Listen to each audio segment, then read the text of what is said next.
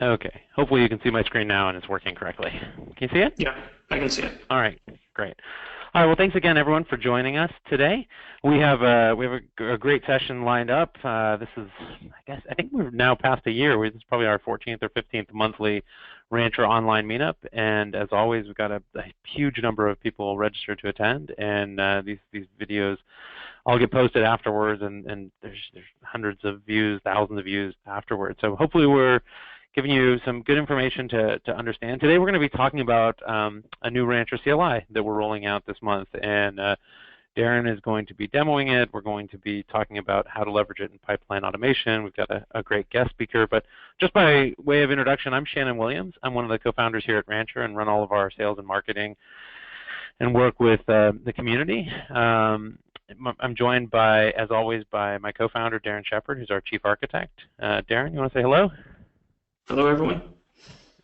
You can find Darren and I on Twitter. We tend to be on there quite a bit. So if you ever want to ask us questions or chat a little bit about, any challenges you're facing with containers or Rancher in general, by all means, that's probably the easiest way to find us. The exciting thing today is we have a guest speaker. So Jason Greathouse is joining us from LeanKit, where he's the director of DevOps Architecture. Jason is well known to anyone who's part of the Rancher community. He participates a ton in the forums. And Jason, it's great to have you here. Thanks for joining. Yeah, thank you for having me. Absolutely. You're joining in from Tennessee, right? Yep, Franklin, Tennessee. Nice and warm. All right. Beautiful. So so hopefully we'll be able to give you guys a lot of good content today. As always, just a quick reminder: this is a meetup. It's not a webinar, and that means we are not running this with a fixed set of content. We are going to be focusing on demos. We don't have a specified be done time. The goal is to just impart knowledge. So we are going to go for a while. This is a bit of a master class, I would say. In general, these sessions are a little more deep, a little more technical than some of our training sessions that we run every month. So if you just need Rancher training or just want to kind of get your feet wet, there's some great training you can find on our homepage and register for that. But today is really about an interactive session. We want lots of questions. If you haven't used it before, GoToWebinar has a little question feature where you can just type in your questions. We'll go through those. We'll answer them. We answer some out loud. We sometimes respond, try to share as much as we can with the whole audience. And most importantly, this is a technical session. So we're demoing. We'll have a couple slides here and there, but by and large, we're not gonna have a ton of slides to talk about CLI. We're going to show you how to use it, show you examples. Jason is going to be showing some really cool examples around actually doing the pipeline automation pieces that they're doing at LeanKit. So should be a much more hands-on session than probably most of the webinars type things you'll see out there. And if you want to see something and we're not showing it to you, just ask. We'll try to show you whatever you think would be cool or interesting. These meetups are all, we get them from all over the place. People come and join, and unfortunately, we're a virtual community, not physical community. So one of the things we do is during the meetups, we try and encourage people to use Twitter to interact, to chat with each other, to meet, and to ask questions. You can use the hashtag Rancher Meetup. It's at the bottom of every slide page, and it's kind of easy to remember. But if you want to look on there or join that channel, by all means, even better, post a picture of what you're doing when you're watching the session. We love to get those. It's kind of, we're kind of at the point now where we're out of space on our wall of people watching, but send us a cool picture of what you do while you watch the meetup, and we'll try and stick it up here.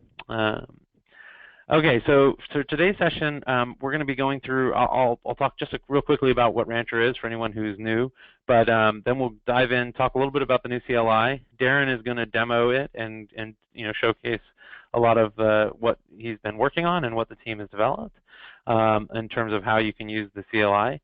And then Jason is going to go and talk through sort of their app and pipeline automation workflow. So Jason's going to be giving the hands-on of how to connect your drone Jenkins CI process to containerized infrastructure and talking about that in more depth. In the end, we'll wrap up with any questions that have come in that are maybe broader or off topic. So if you have questions like, hey, I'm hitting this weird issue and it's not really to do with the topic, I may push your question to the end and we'll answer it when we get to the end.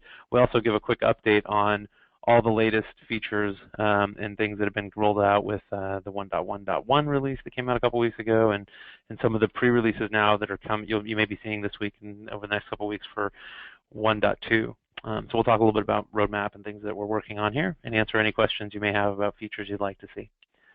All right. So just really quickly, for people who aren't super familiar with Rancher, Rancher is a software company. We're based in California. We have two primary products that are both open source products that people use to manage containers. One is Rancher, which is our primary product. It's it's incredibly popular. It's been downloaded more than 1 million times and is used pretty much in every country or continent around the world by people to just manage their container infrastructure. I'll talk a little more about that in a second. And the other one is Rancher OS, which is a 50 megabyte tiny little Linux distro that we've developed to really shrink the footprint of what you can run containers on. So it's both of them are open source. You can download and try them both from our GitHub sites. Rancher itself can just be started as a container, just Docker run Rancher server. It'll get you up and running quite quickly. But you can find all sorts of information on that in our Getting Started page. Just to give you an idea, though, of the scope of what we try to cover in Rancher, it really is a complete platform for running containers. Meaning we handle everything from managing the infrastructure at the bottom layer. So we allow you to provision and manage your hosts, allocate those into what we call environments. And environments are pools of resources that are isolated from one another and have a defined access control policy. So usually an environment will then have a specified a network and a set of storage services that are specific to that environment. So those are delivered out of the box by Rancher. We implement and deploy those. And then you'll choose a scheduler. So you can choose between Kubernetes, Mesos, and Swarm, which are sort of popular open source schedulers, or Rancher's native cattle scheduler. They're all available. You can choose any of those and deploy them, manage them. Rancher will take care of the lifecycle of your orchestration. And the whole thing kind of goes up to the user level by dealing with plugging into your directory services, plugging into your monitoring and code repositories, CI/CD processes, and then exposing applications as catalog.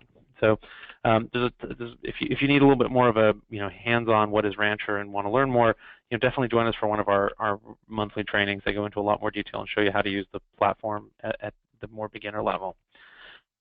As I mentioned, the whole thing is open source, and because of that, it's used by thousands and thousands of companies.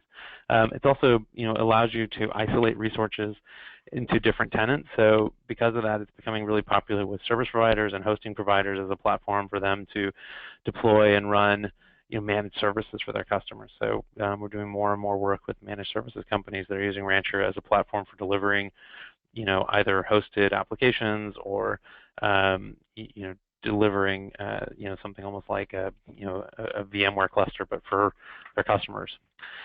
And all of that is available with support if you're interested in it. So Rancher Labs, we basically pay the bills by providing enterprise-grade support for companies that are running Rancher in production and want to have someone they can call if there's ever any issues. So the products that are open source are free and open and always will be.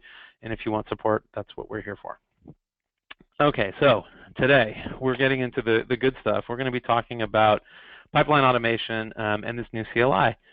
And this is, if you're familiar with Rancher and you've used it for a while, Rancher really has multiple ways of engaging with it. There is a GUI that people seem to really like. It's a very easy to understand GUI to manage your infrastructure, deploy hosts, create applications and run them from there. But that GUI is built 100% on top of an API. The API is fully exposed in the product. You can at any time sort of click on the API link at the top of the page, create some keys and start going in and coding to your heart's content against the Rancher API. For the last year and a half, we've had sort of a limited CLI that we call Rancher Compose, which allows you basically to launch and bring up Compose files and deploy them against cattle clusters.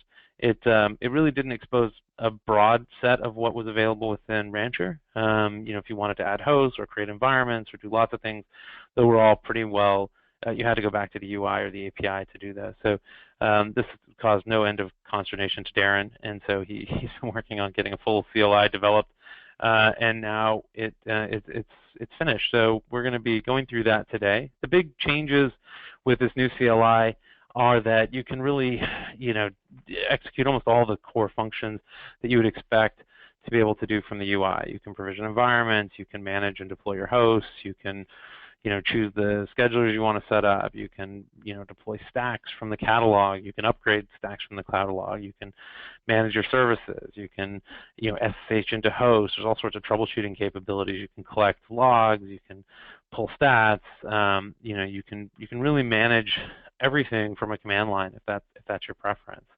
And you can sort of see this. I just sort of copied in some of the the options that are there. Darren will be going through this a lot more, but the platform gives you a lot of function to get into managing in terms of logs and hosts and being able to scale services, or being able to pull the logs on a service or manage your volumes. There's just a lot more you can do with this new CLI. And CLIs are probably the for a lot of our users, the best things to demo, because at the end of the day they kind of can show you a lot very quickly and give you a feel for how this works.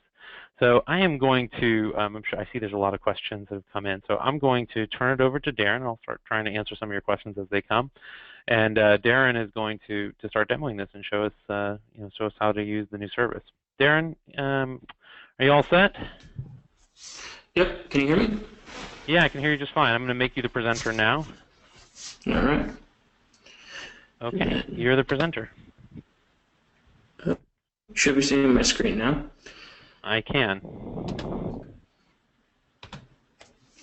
Okay, so so basically I'm just going to walk through the new CLIs. I just kind of go through each of the commands, kind of how the arguments work and whatnot. You'll see as I demo the CLI that the intention is really to make it as comfortable and as familiar as possible to the Docker command. If anyone knows me well, knows that I really love the Docker UX, like how they did the CLI, Docker run and things like that. And so we really tried to mimic a lot of that. So if you're familiar with using the Docker CLI, we hope a lot of the way the arguments are and the outputs and some of the things seems should be pretty familiar. So as Shannon mentioned, this is coming out in pre 2. So we're just releasing Rancher 1.2 pre 1 today, and so in pre 2 we will officially release the CLI. Right now, I'll be pushing it up into GitHub after this meetup. We're still finishing up, various features, but it's pretty functional at this point, and we really, really want people to try it out because we do expect, a lot of feedback, different things that we could add to it. There's actually just a lot of fun things we can do with the CLI. So for the CLI, the first thing you're going to need to do to use it is get an API key. Most of the time, if people have dealt with the API, they typically use environment API keys, and what that means is it's an API key where you act as the environment. You can just basically see that one environment. And for the CLI, you really want to use a user or account API key. So this is an API key that's tied to whatever user is logged in. So this is kind of gives you the best security. We can do better RBAC and things like that. So if I'm just running all this against my local host, just my laptop. But if this was hooked up to GitHub, this is essentially an API key that would be hooked up to your GitHub account or your LDAP account or AD. So the very first thing I'm going to do is I'm going to go and add an API key. So I go and create this. So for people who haven't used API keys, we only show it to you once, and then that's it. So you need to copy it at this time. Otherwise, you can't get it back. You can always just create another one. You can create as many keys as you want. So to use the CLI, you're going to do rancher config, and this is the easiest way to get it set up. You don't have to do config. Let me just run the help real quick so you see. There's basically everything you can pass in as either arguments or environment variables. So a lot of times, if you're scripting for CI and stuff like that, I'll show you a little demo. at the end here, using like the environment variables or the arguments makes more sense. If you're working from your laptop or whatever, it makes more sense just to run the config and set it up once. So when I run Rancher config, the first thing it's going to do is ask me for what's the URL. It's on the screen here. It's going to be this URL. You can just copy it from the UI. I'm just going to type it here. Let's see. And then you need the access key, secret key. Okay, and then the next thing it's going to ask you, like, you need a default environment. From this command line, you can manage all the environments you have access to, but you kind of need a default one. So if I just do like, Rancher create something, it will go to a default environment, and then you can use an argument to switch which environment you're working on, or you can just run config again and select a different default one. But for right now, we'll just do the default, which is 2. So you can see this set up a file in here, Rancher CLI. So basically, it set up this config file. So you can actually create multiple of these config files, and then in the arguments, you can just pass a different file. So if you're managing a lot of different environments, like since I used, I had tons of Rancher environments since we're developing different versions and whatnot. So I'll have multiple of these files, and so you can just from the command line just do -c or --config, point it to a different configuration, or you can use environment variables. Environment variables is actually what I do. I have like aliases to like switch to like dev prod or whatever, so it will set the environment variable and then additionally like change my bash prompt so it says like what environment I'm talking to. Okay, so once you have that configured, so we should be able to run Rancher PS. Okay, so I'm just going to kind of go through. If I want to run help here, I will show you I think I'm just going to kind of run through like the various commands that we have here. So the most obvious, well, I guess we'll start with environments so you can see. Okay, so if I do Rancher env, or I think you can type the full one, but there's a shortcut for env. So Rancher env, that will list all the environments that I have access to. So you can see, it's basically the environment, just the name, what orchestration you're using, when it was created, if it was active. So with the env command, I can create a new one if I wanted to. So everything that takes a name, if you don't put a name, we just generate one like Docker does. So I can just say like env create, and you'll see like this just echoes the ID of it, 1A 124. But when I run Rancher env, you can see basically it just generated a name for me, Jolly Lovelace. But you can also change the orchestration for these.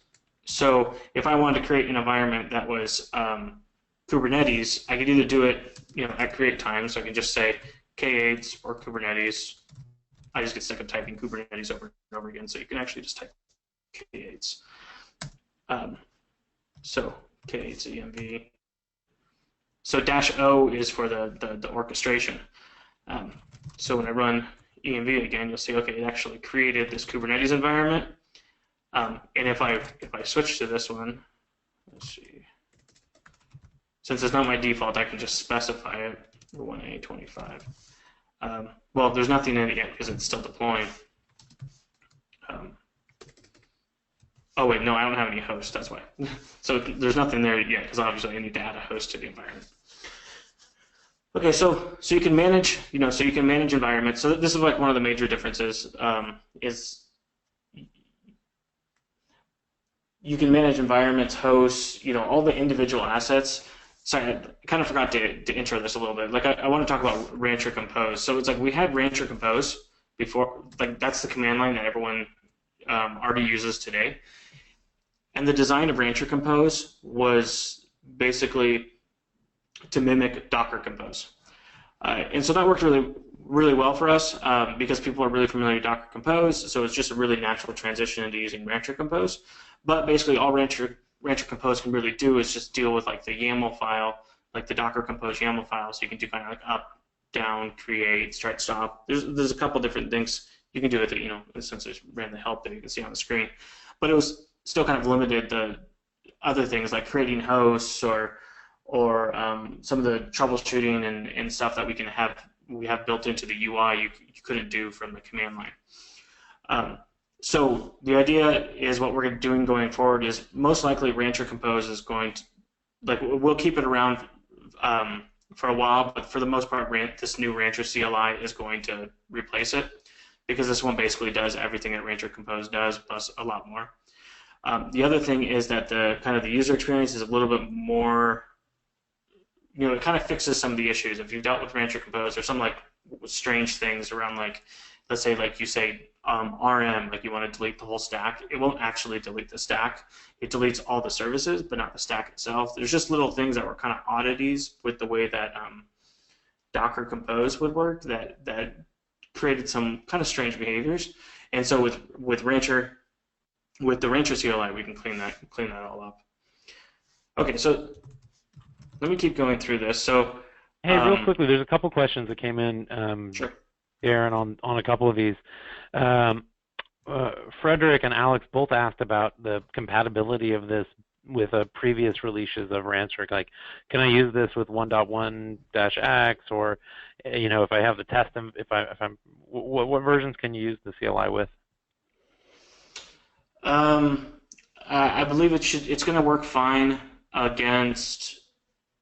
I'm trying to think if there's any known incompatibilities. The only problem is, so in the command line we have one command for managing the catalog. I know this only works with pre-1 and going forward. I'm pretty sure everything else will work even with 1.0. Okay, but by and large, you'd suggest people try to, if they're going to, to upgrade to 1.1, at least 1.1, the catalog piece is the only piece that won't be working. If you're sort of in prod on 1.1, you can use this. Yeah. Let me see, we can. Yeah, so right now, basically, we were really only testing against 1.2 because we're going to release it with 1.2. If there's enough, because I'm thinking the majority of it will actually work with the older version, so there's probably not much that's going to be a problem. But if we find like specific bugs and whatnot, because 1.2 won't be kind of declared our GA stable release for a bit, I'd be willing to make these things work with the older version if people find bugs. What about the SSH into host? Scott just asked, would it allow SSH into host from a 1.1.2 server? Yes. Well, there's a caveat with that. So the way SSH works is we can only SSH into a host if we've created the host. So that's just the thing with the SSH is when we use the Docker machine drivers, we get SSH keys to the host. If you've gone and done a custom add server, then we don't know how to log in. So that one won't work.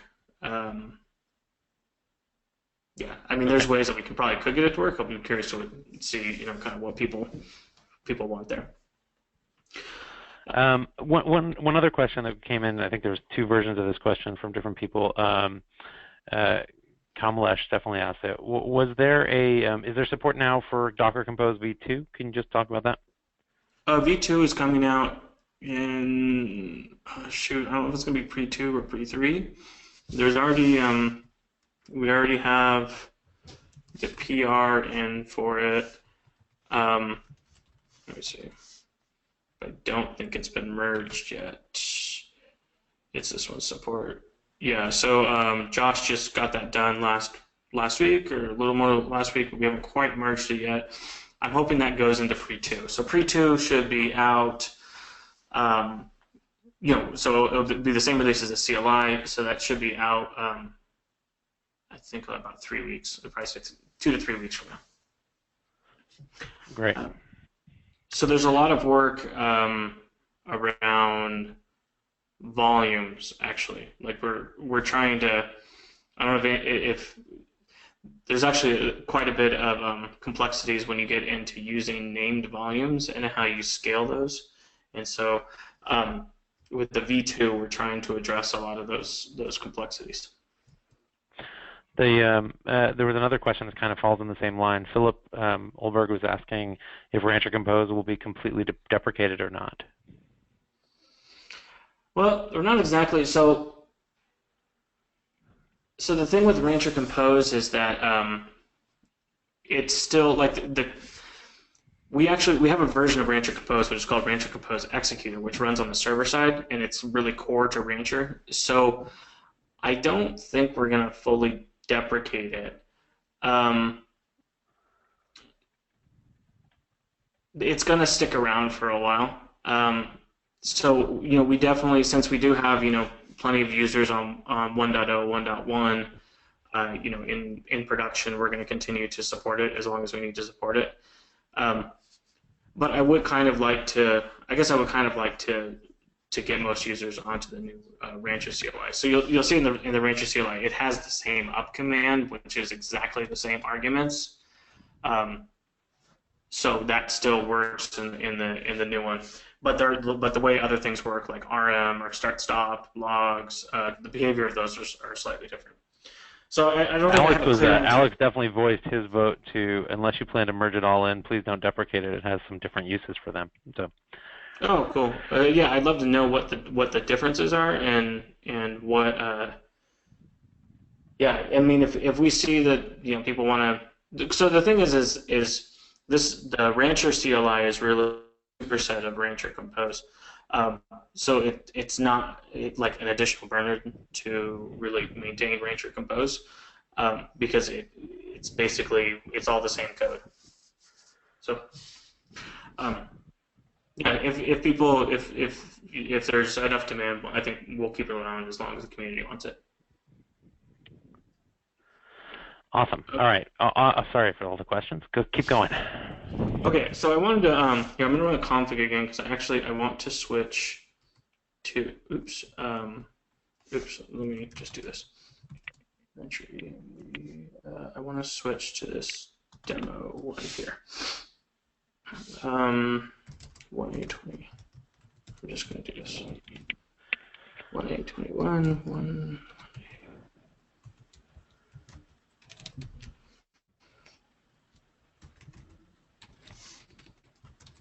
I'm just editing that file, so when I run, okay, yeah, so this should do, I'm just switching over to a different environment. The reason why I'm switching to this one is because I know it has an external host that I already set up that I'm going to use for a demo later. But so let's go through, so you can create environments. Now the other thing is you can create and manage hosts. So like just with the Rancher host, you can see the various hosts that are available. But then additionally, this is kind of the really cool thing is you can do create a host too. And so when you say create, you'll see it's a million arguments. So it's very similar to Docker machine. Like this is because all we're using to create hosts under the hood is Docker machine. So we're basically just kind of passing through a lot of the arguments through Rancher down to Docker machine, but we add a lot of management capabilities on top of this. So recently, for Rancher, we've always had these drivers, but we've made it such that you can customize these drivers a lot more. So you can turn on and off which ones you want, and then additionally, you can you can even put these into a catalog, like the same Git-based repo. But you can also add custom machine drivers. So if you have your own plugin or whatever, you can just add it in. And so the cool thing about the CLI is it's all dynamic. So it's like right now, you can see in here, like I have Azure. You can see arguments for Azure. If I go in here and I deactivate Azure because I don't want that to be available in the environment, when I say help, you'll see, okay, I don't actually have the Azure driver anymore. It's gone.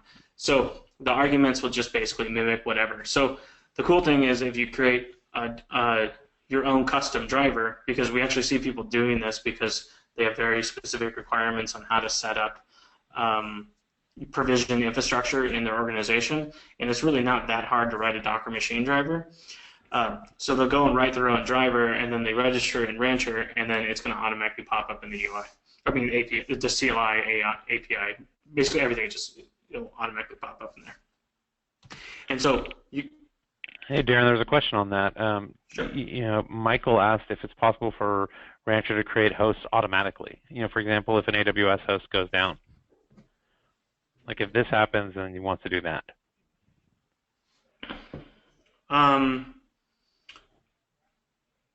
No, I mean not right now. I mean, so you can definitely script it. I mean, there's plenty of things you can do. So like one of the commands I'll show you that we have is we now have Rancher events. So you can events. So this will just tail the events that are going on in Rancher. So you can definitely script these things, like when you see a host goes down, automatically create a new one, but we don't really have that kind of like trigger and then do something right now. Okay, great, thanks. Okay, so Rancher host. So I can go and create a host. I think one of the only downsides is that they do typically require like quite, a good amount of arguments. So it takes a little bit to figure out what are the right arguments that you need the first time. So here I can say, okay, Rancher host create. I'm going to use the DigitalOcean driver. I want this image, and then I've actually just set my DigitalOcean access token as an environment variable. So you can see in the help here, basically everything for the machine drivers you can set as an environment variable. So this works well for like, you don't have to type this over and over again, something like the access token. So if everything works right, then so basically I should be able to, so I just did that. You can see, okay, now it's going out and it's creating. So it's like if I was sit here to watch, unfortunately it does take like a couple minutes for things to deploy, virtual machines to go out and to deploy. But so you see, this is going to go out and does basically the same thing with the UI does. But we'll sit here and it'll eventually pop up that there's a machine available and here's the IP. So if you deploy things through Docker Machine, we do have SSH keys for it. So this is pretty cool that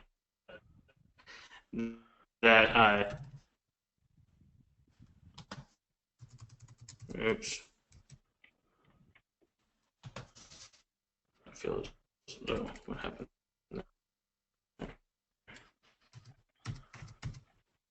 My terminal session is not responding. What's going on?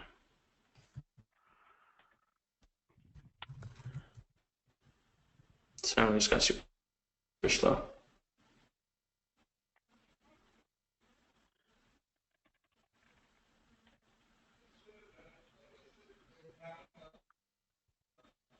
Maybe your network connection, Darren. I don't know. You were kind of breaking up there for a second on the voice as well. Sorry, guys. Let me just launch another set. I think a lot of people heard your voice breaking up. While you're doing that, there's a couple questions that came in that I'll sort of kind of get to. Alexa, my audio connection got dropped too, so I wonder. Yeah, I think your audio is also not very good. But one of the questions Alexis asked was, that before being able to provide automatic hosts in Rancher, one of the things he really feels is necessary is the ability to rebalance services in the environment. When we add a new host by hand, there is not an obvious way to just click a button and rebalance all the hosts. That's a great question. I mean, that's a great feature, Alexis, one we've been talking about for a little while. We're actually working on that as we speak. So there's a project going on for 1.2 that is sort of some enhancements to the scheduling capabilities that will allow for rebalancing and for a number of other sort of changes to improve scheduling within within Cattle and for some of that. The two are, I think in terms of timings, you're kind of correct. Before we see the sort of automated auto-scaling type of capability, you'll see the scheduling enhancements and just core scheduling functionality capabilities take another step. And then as we move further into the year, we're definitely would like to do some of the auto-scaling and trigger-based deployment of infrastructure, scaling up of resources. Those are things that are on the roadmap, but we haven't yet gotten to those. So, thanks for the question. There was another question that came in. Let's see. Sorry, lots of these coming in. From Michael, Darren, and he asked if the new CLI has a feature where you can see the versions, the Rancher agent and OS for one or multiple environments, where you could basically, query versions and pull that up and see what all the versions are that are out there. Yeah, I think it's okay. Can you still see my desktop? I can. Yeah, I'm looking at DigitalOcean. I mean, okay. All right. Yeah, sorry. Drivers. I must have lost my Wi-Fi connection because I actually lost the connection to the. Okay, so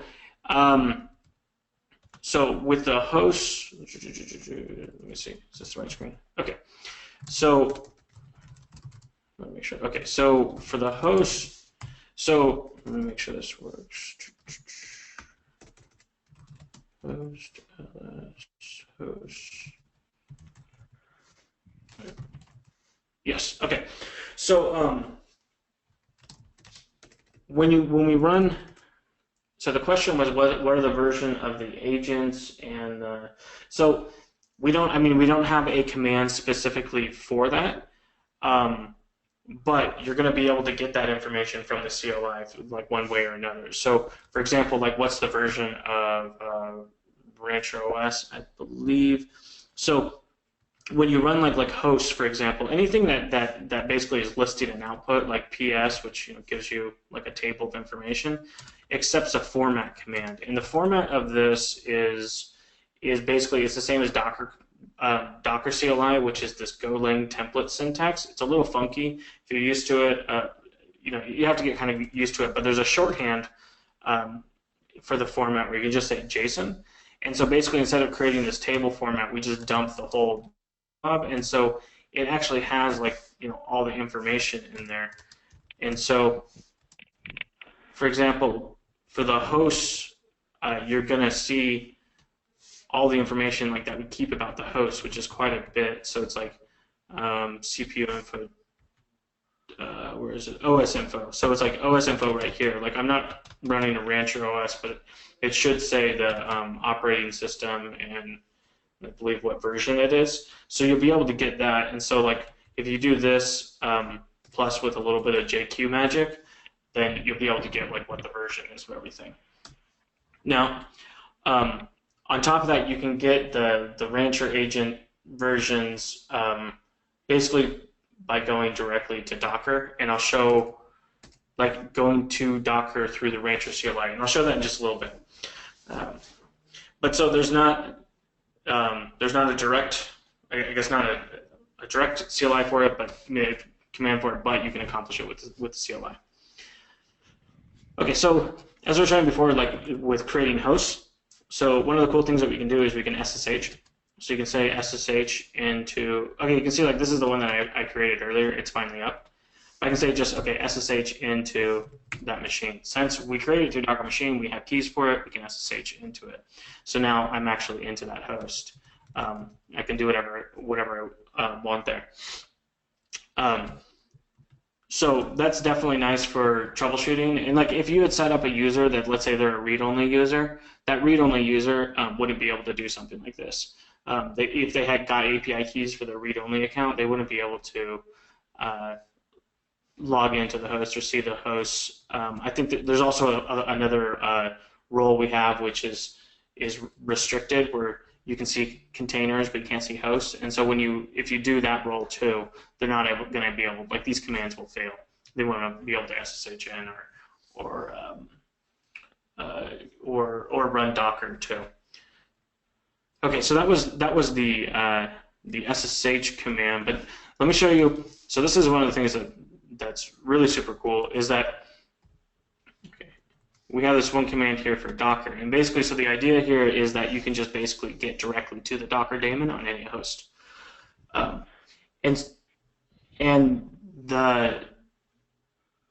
I'll just show how this is done. So for a host, for example, for the one that I just ran, like 1H4, so you're gonna say Rancher host Docker and then whatever you want.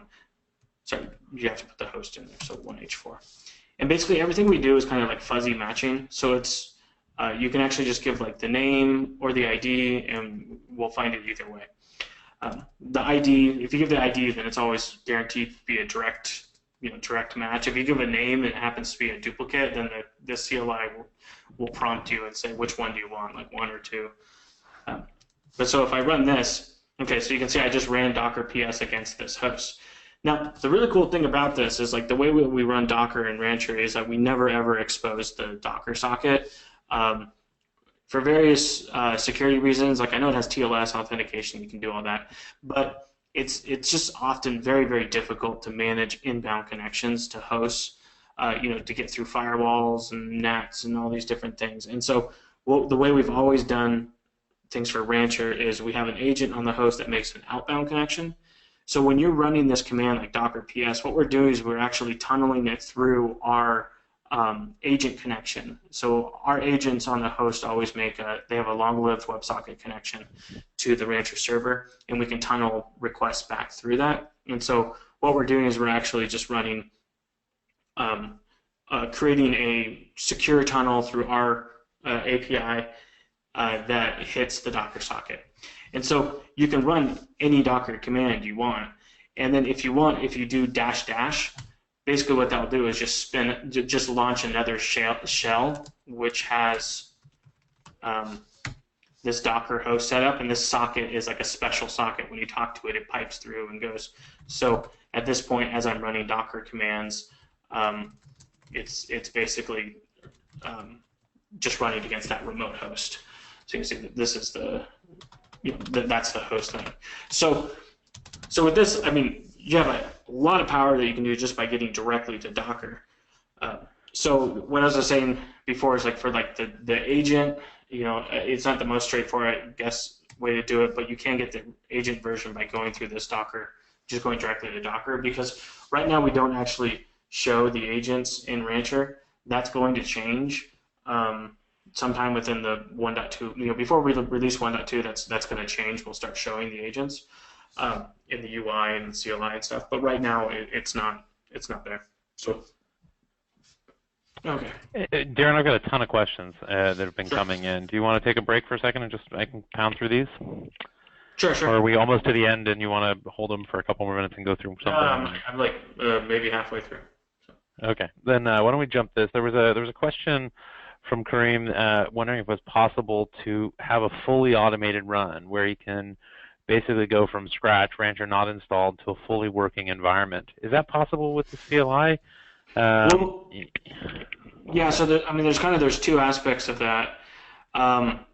Is that one is like the CLI is designed once you have the Rancher server running, then you can fully automate everything. So I can create an environment, I can add hosts, I can deploy the applications. I should be able to do everything fully automated once Rancher's running. But there's how do you get Rancher itself up and running?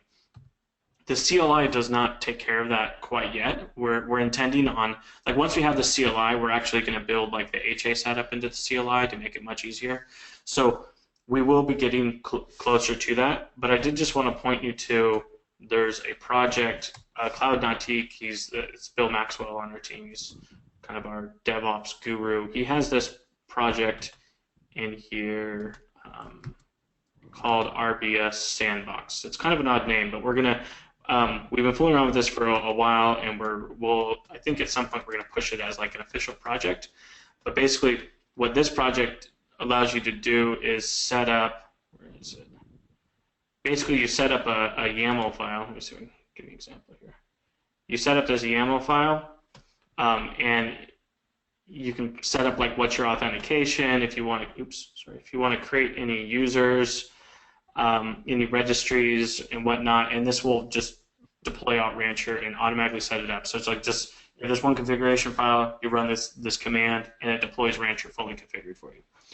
So if you wanted to start from absolutely nothing, I would say first start with this RBS sandbox, and then once Rancher's up and running, then you can run the Rancher CLI. Hopefully, I don't think it's going to happen in the 1.2 timeframe, but we are going to add a lot of the Rancher server management and Rancher agent management to the CLI to make that stuff even easier. But it's not going to be initially. Okay, the next question was from Robert, and he was wondering if there's an option when you create the keys to download a config file already populated. We'll add that into the. We'll add it to the so it's not in there yet. So this is going to come out into 1.2. And we'll try to add that in, because right now it does make a lot of sense, just generate the configuration file. So it's like we already do a similar thing with if I was to, oh no, I don't actually have it running here. Let me see. See if this works. Like for Kubernetes, we already do like a similar thing, and so we'll do the same approach, which is basically like this, which is like here's your configuration file. So we'll do the same thing for our API. Thanks. There's a question from John Knupper, and this is more of a Rancher Compose question, but he was asking what version of Rancher Compose supports the upgrade _ strategy / start _ first time is true. He gets an uncompatible config / parse error with a version 2, which has him wondering if the Rancher CLI is at an incorrect version. Currently, it is at 0.8.6. Sorry, long question, but does that make sense to you? Yeah, well, I wonder maybe you're hitting a bug or something, because it sounds like you have the latest, I forget the version numbers, so let's see. I think, yeah, 0.9 is the latest, but I don't think there's a big difference in 0.9 from 0.8.6. What was the difference? Let me look real quick. I'd be curious if you're actually just hitting a bug.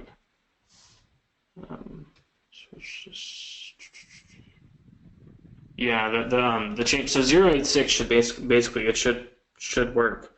I would say open up an issue. I mean, you can either go to our forums or issues.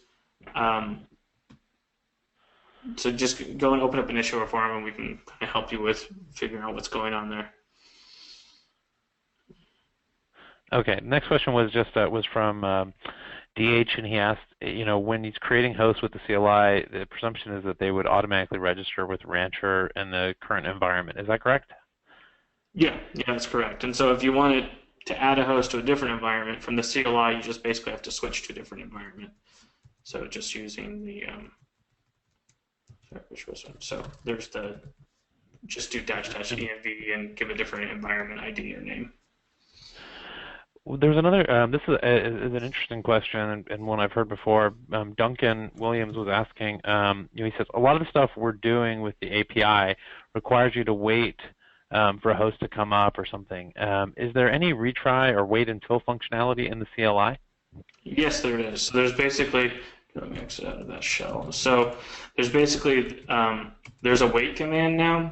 So, okay, let me talk. So there's some commands in the CLI here that are very generic, like rm start stop, which is very similar to activate and deactivate, and then wait. And the way these work is like, so instead of having a command like docker host rm, foo, you can just say wrong command line, rancher. Instead of saying like rancher host rm whatever, you can just say rancher rm and then give it the ID of like the host. And then we'll delete the host. And so you can basically put in any ID of any resource in the RM and it'll delete. And so wait works the same way, where I can just say, let's see, host. Okay, so 1H4 was, so I can just say, wait for host.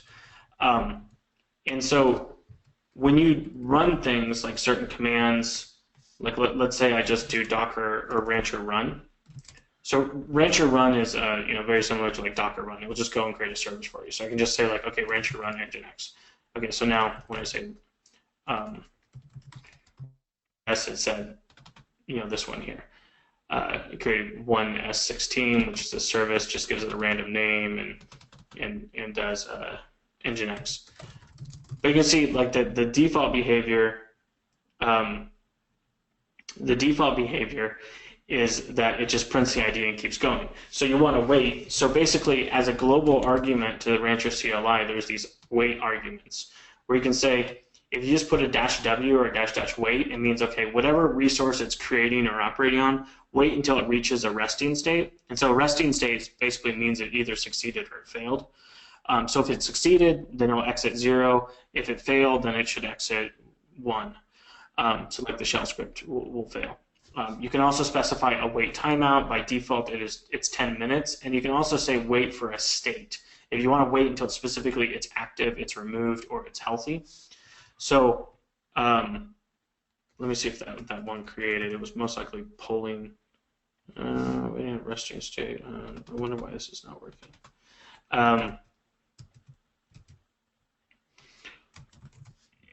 Oh, okay. Sorry. It's because it's still extracting. sorry, I'll go through how this PS command works too, and how you can look at all this stuff. But basically, I think it's still pulling the image. This way, it's taking it pull complete starting post network. Okay. Okay, it'll take a little bit for that to run, but so basically, like what I ran before, I can just say -w run nginx, and then you can see now it just waits. So basically, it's going to wait until that service that I just created is healthy, is active. So now when I do Rancher PS, so this 1S17, you'll see 1S17 is actually healthy. Okay. Here, I'm going to delete this one service because it makes the format, like my screen's too small. Rancher R1S15.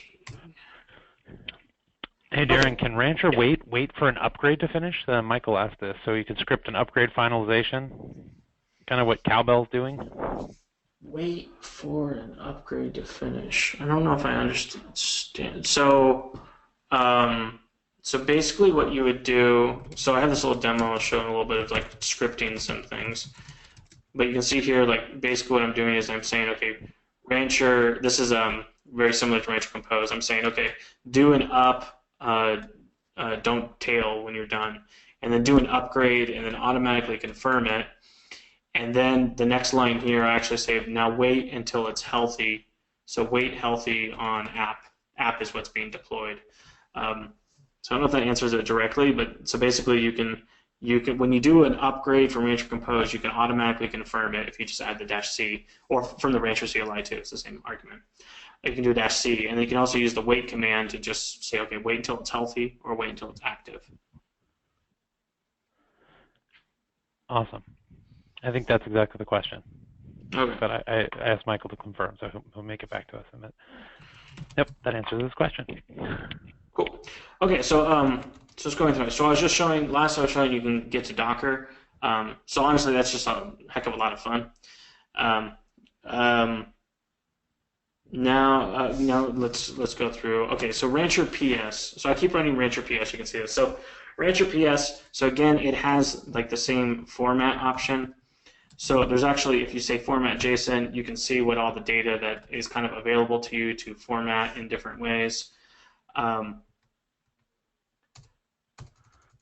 Yeah, so that's available. So basically, the way that we do this is we kind of started with this convention of saying stack/service name. And so when I do like Rancher run, for example, like I'm just running a new service, so like nginx. If I say name foo bar, I guess, and so when I do that, so you can see, okay, it created foo bar. What that actually did was it created a new stack called foo.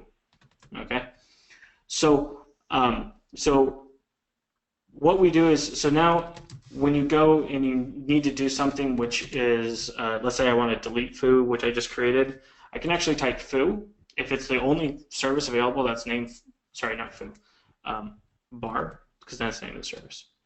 If I type bar, it's the only service named bar available, then it will delete it. If it finds two, then it will prompt you or it will exit. In the situation of RM, it's going to exit because it wasn't specific enough. Or you can type like foo bar, or you can give the specific ID. Okay, so now, so when you run Rancher PS, and so you can see, okay, before it says like timeout waiting on a resting state. So there's this detailed column. So you can actually, like if you just watch Rancher PS, you can get a good idea of what's going on. But then this is just showing like the service, you know, like there might be 10 containers. So let's say, let me scale this. So I say like Rancher scale, this is very similar to how Rancher Compose already worked. Foobar equals 10. Okay. So now when I do that, you can say, okay, now it's updating active, it's reconciling, it's, you know, it's doing something, but you probably want to know like a little bit more details. Okay, well, what's going on with the containers? So you can say Rancher PS foo bar, like just give the service name. And then basically then this is going to, instead of giving you at a service level, it's going to give you at a container level. So now you can actually see, okay, here's my individual containers, what host they're running on, what's the IP of the container. Now, if I had also let me just launch another service. If I had actually exposed a port, so you can see, okay, so I just created this sad do, I don't even know how to say that. Okay, so once this guy is, shoot, wait, did I do that right? Uh-oh. I feel as though I messed up something.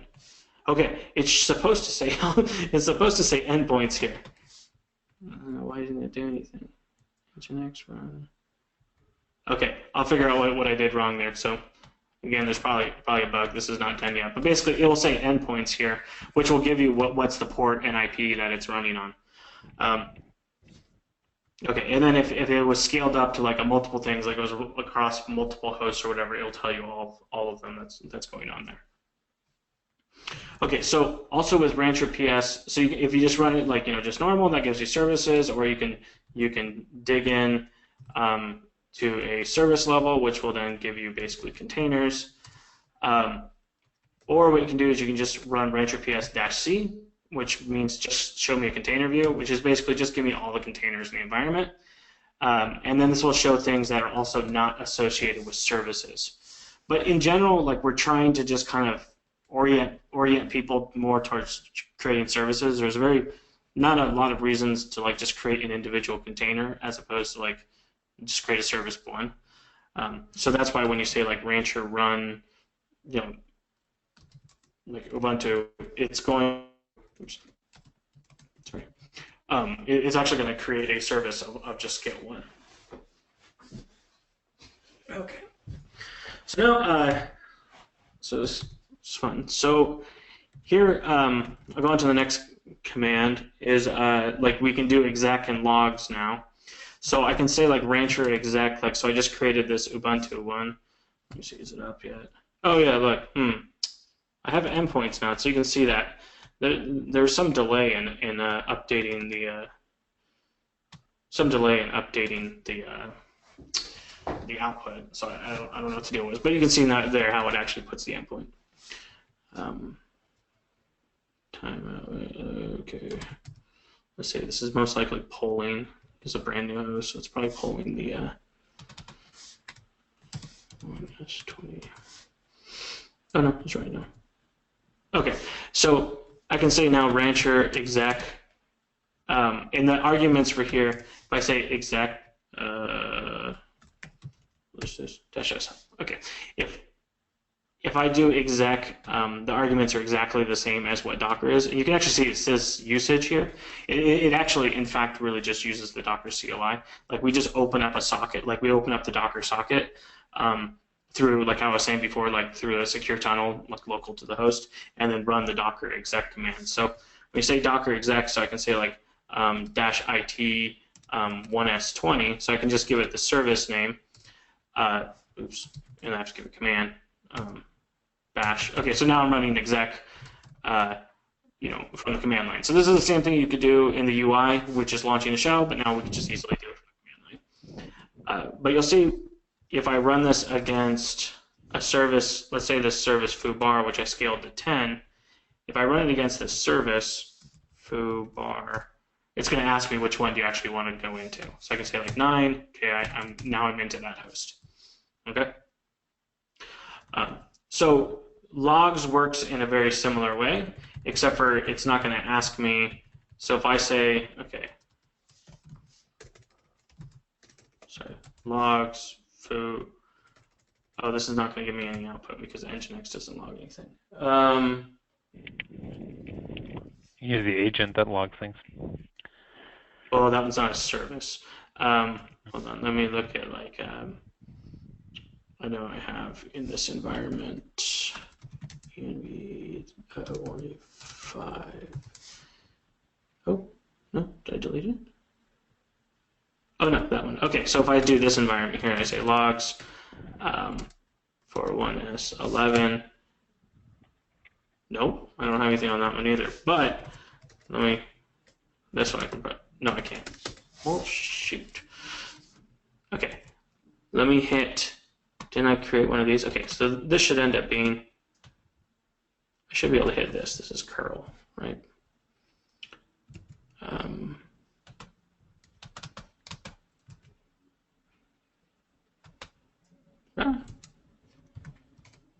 Okay, cool. Okay, so Rancher PS, Rancher logs on 1S19. Okay, yeah. So you can see there. Okay, so as I hit that, basically that thing's going to update. If you just hit one, like if it's a service of just one, then you just get the raw logs. If it's a service of multiple, then you get the Docker Compose format where it puts like the ID, the container name in the front, and it's like color coded. And then as you hit the different services, okay. So let's see, like we can probably do this if we. Rancher host. Okay, I have more than one host, so I should be able to scale this thing up. Rancher scale 1S18 2. Oh no, not that one. Sorry, I want to scale 19. Okay.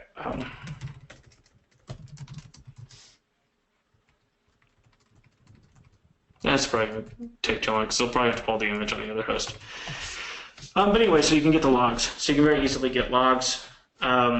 Really, the intention is we wanted to add most commands like that you see from Docker. Add most of these commands, but just to make them work directly with Rancher in a more service-oriented fashion, not just oriented towards a single container. Okay, so let me see what other important things we have here. Oh, so we also have export. Darren, you have a second? I just have a bunch of questions that would be worth. One of the questions, Robert asked if the Rancher CLI needs to be run on the same machine as the Rancher server. I assume that's not the case, but. No, it's not the case. So it's like this. The host I'm actually running on is some weird Windows machine I had to use for this demo. So what I'm connecting to, like when you look at the CLI conf, this machine. Oh no, sorry, that's not the. Where am I? That is localhost.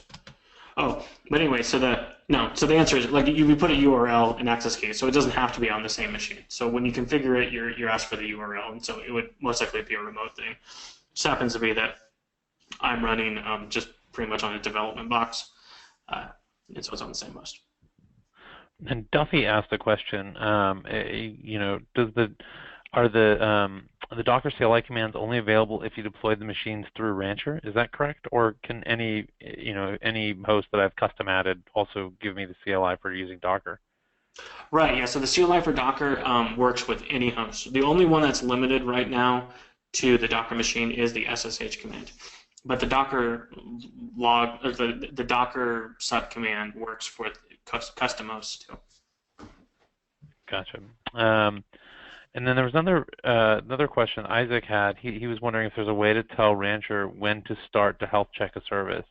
So maybe the Docker you want to run has a random pre-initialization time, for example, upgrading data sets on start. So is there a way to delay the health checks from starting on a service? No, not really. Well, no, there's not a way to delay the health checks, but basically what it is like when a service starts, if your health check is failing, like the intent, what we expect really is when a service first starts that the health check will initially fail. And it goes into what you'll see in the UI as an initializing state.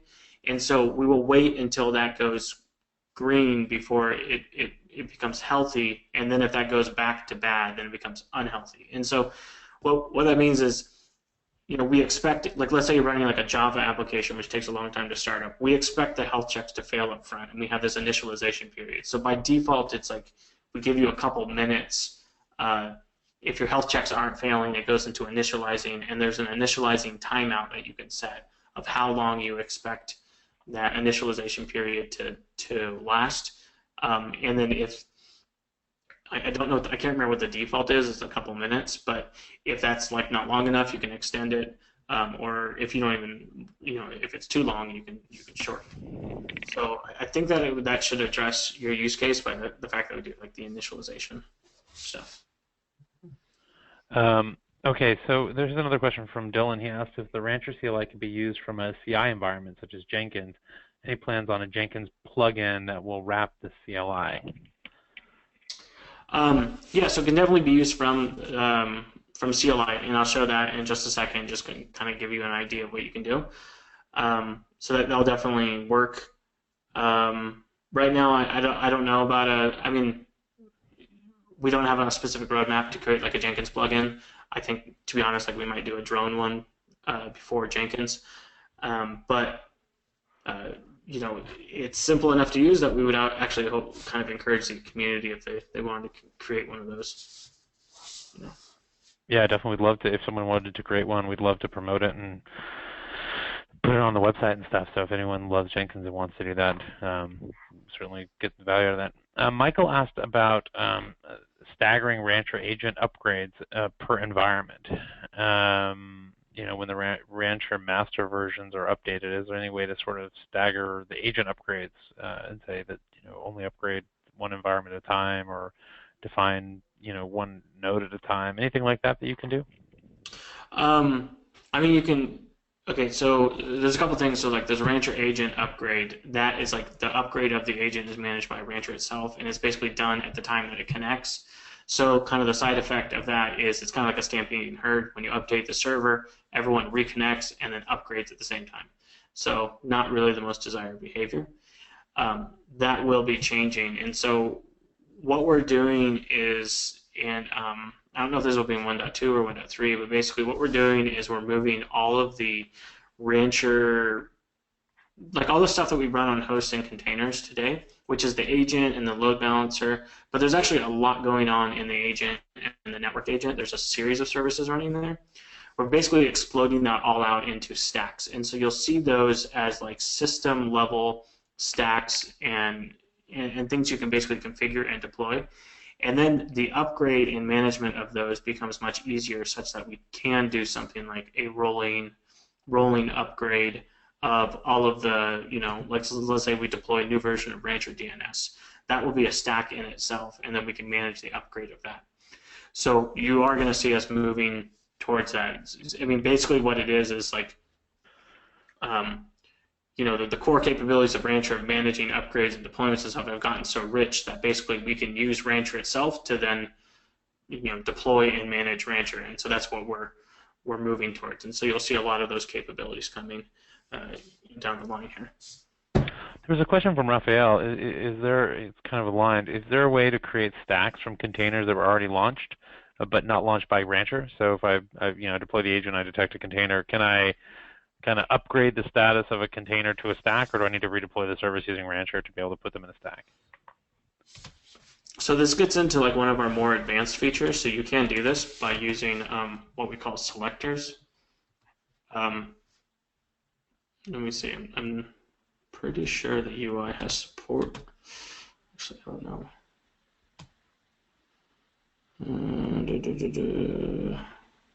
Shoot, I don't even know if the UI has support for it. So you have to go to the docs and use it from Rancher Compose. But basically, what you can do is we have selectors for Rancher, and they work very similar to selectors in Kubernetes if you're familiar with that. And so basically, what you do is you create a service and say, okay, this service, add in any container which has this label. So if you deploy a container manually, like from just doing Docker run yourself or through some other mean like Puppet,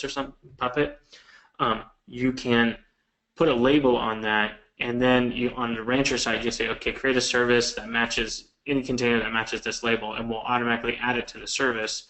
So this is a great way to do things like automatically add load balancing to containers as they pop up. So like we'll see that people will run, like, let's say Puppet to manage the containers, but then Rancher sees that the container was launched, adds it to the service, and then, you know, it will automatically add like to our load balancer.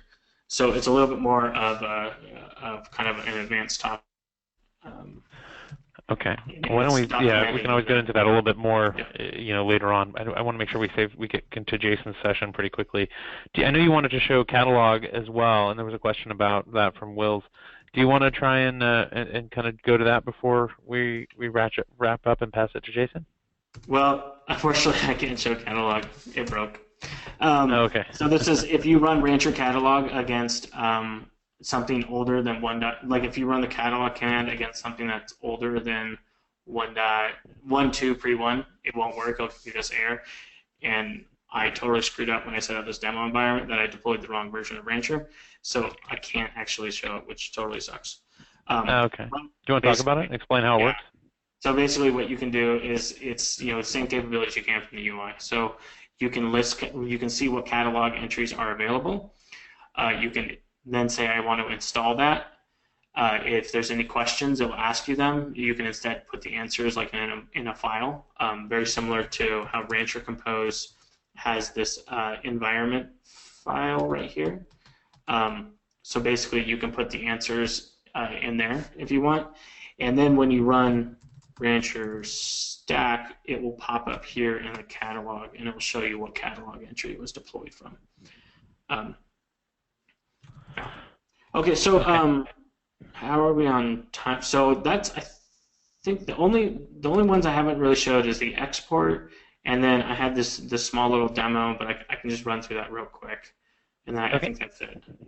Okay, so yeah. The last one here is, so when you go and you create a stack, so I've been fooling around just creating this stack. This is the default one where a lot of when I say like Rancher run, a lot of the stuff was just put into the default.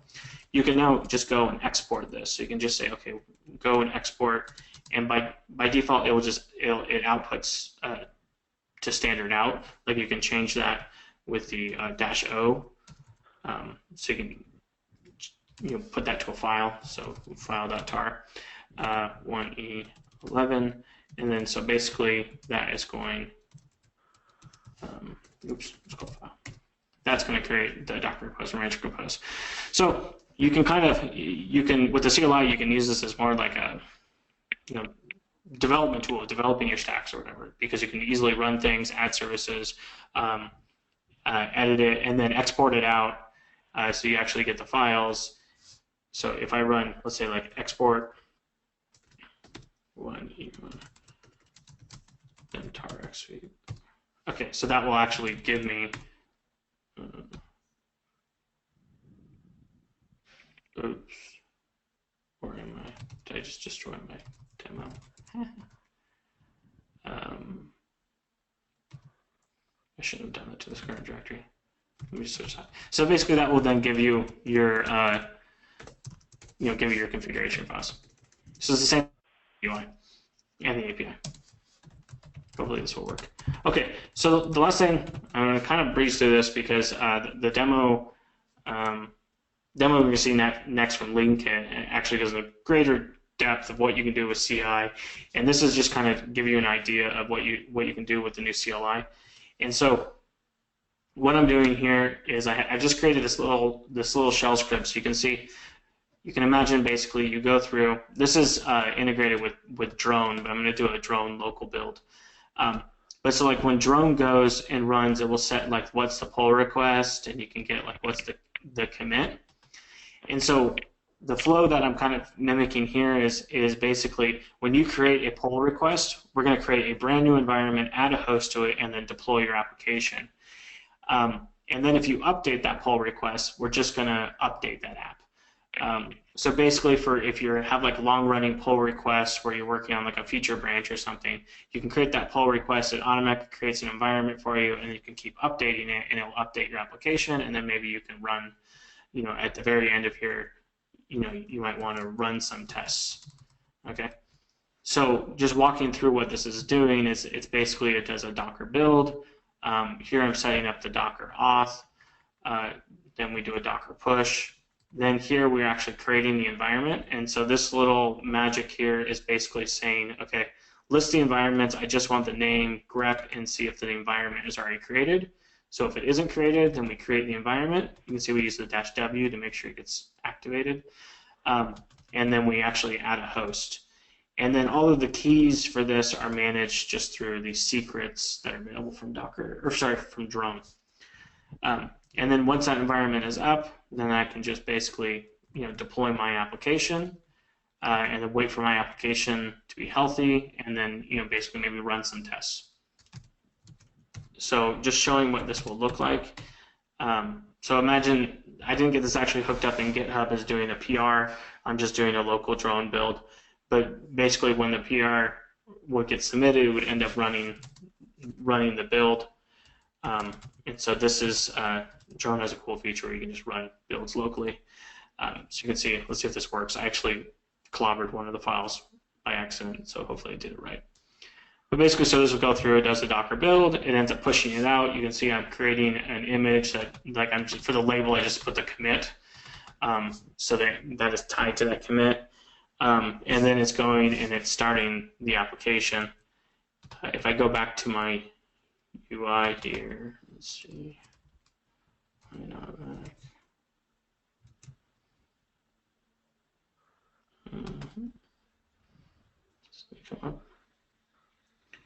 It was this demo. So it created this environment, added in this host. This was the environment we were also fooling around in. So, but I added this host, and then you can see basically it brought up this one here, CDC. Yeah, so it updated it to that commit. So the whole thing ran, and then the build passed. So that's just a very basic demo of kind of how you could script this. And I'll push this. I'll push this out to GitHub, so you can see like this little script or whatever, or how I have it set up with like drone. But it's just a very simple build. Okay. Oh, very cool, Darren. There are a couple of questions on this and sort of around this. One was, is it possible to install the Rancher CLI through Ubuntu PPA or via Python pip or Node.js npm? Any of those that you know if it's possible? No. So we don't have any official packages. It's going to be basically the same as what we did with Rancher Compose, which is you can just download it directly from it's just a static binary. It's just one file. So like with Rancher Compose, let's see, you could basically just point directly to one of these and then just extract it out, and it's just a single file. So it's written in Go. So there's really not much to installing it. Apparently, according to Scott Anderson, someone has Rancher Compose in Brew. Perhaps they will do it for Rancher the CLI. So. Yeah. So somebody from the community added that to Brew. Yeah, and it's also, as Jeff points out, it's also in the UI if you just click there as well. Yeah, so right now in the UI we have download CLI, and so this will be replaced with the Rancher CLI, and then we'll probably have another link to download Rancher Compose. Yeah. Okay, there's a lot of questions, and I apologize for everyone whose questions have been asked that I haven't gotten to. A lot of the ones that I haven't gotten to are a little bit more on broader topics like storage or canary upgrades. There was one more question Gilman asked. I think we may have covered this earlier, but correct me if I'm wrong, about using the CLI to interact with a specific host. So is it possible to interact via SSH with a box using an existing key pair? That is a VM that was already created or connected to Rancher using some existing approach. Is that possible? So if it's a host that you register yourself and you already have a key pair, then basically all you're going to see is Rancher host, and then you get the IP here. Let me see. We can change the Rancher SSH command to basically, if it's not a Docker machine, then just basically use the local authentication. And then at that point, it's whether or not you have a valid key. So we can basically, we can do the SSH and just make it so it will rely on your local keys, not the key that we had from Docker machine. So if you've added it like through the custom approach. There was also a kind of second half to the question, which was when you do create a host, can you create it using a specific key pair instead of each host having a unique key? Yeah, so we're working on that. That requires like an upgrade of the Docker machine, but then we kind of ran into a problem with the new Azure driver. So we're trying to get the new version of Docker machine in there so that we can pass in keys. Let me see. I don't think we've. Let me just look real quick, because I know we actually updated the DigitalOcean.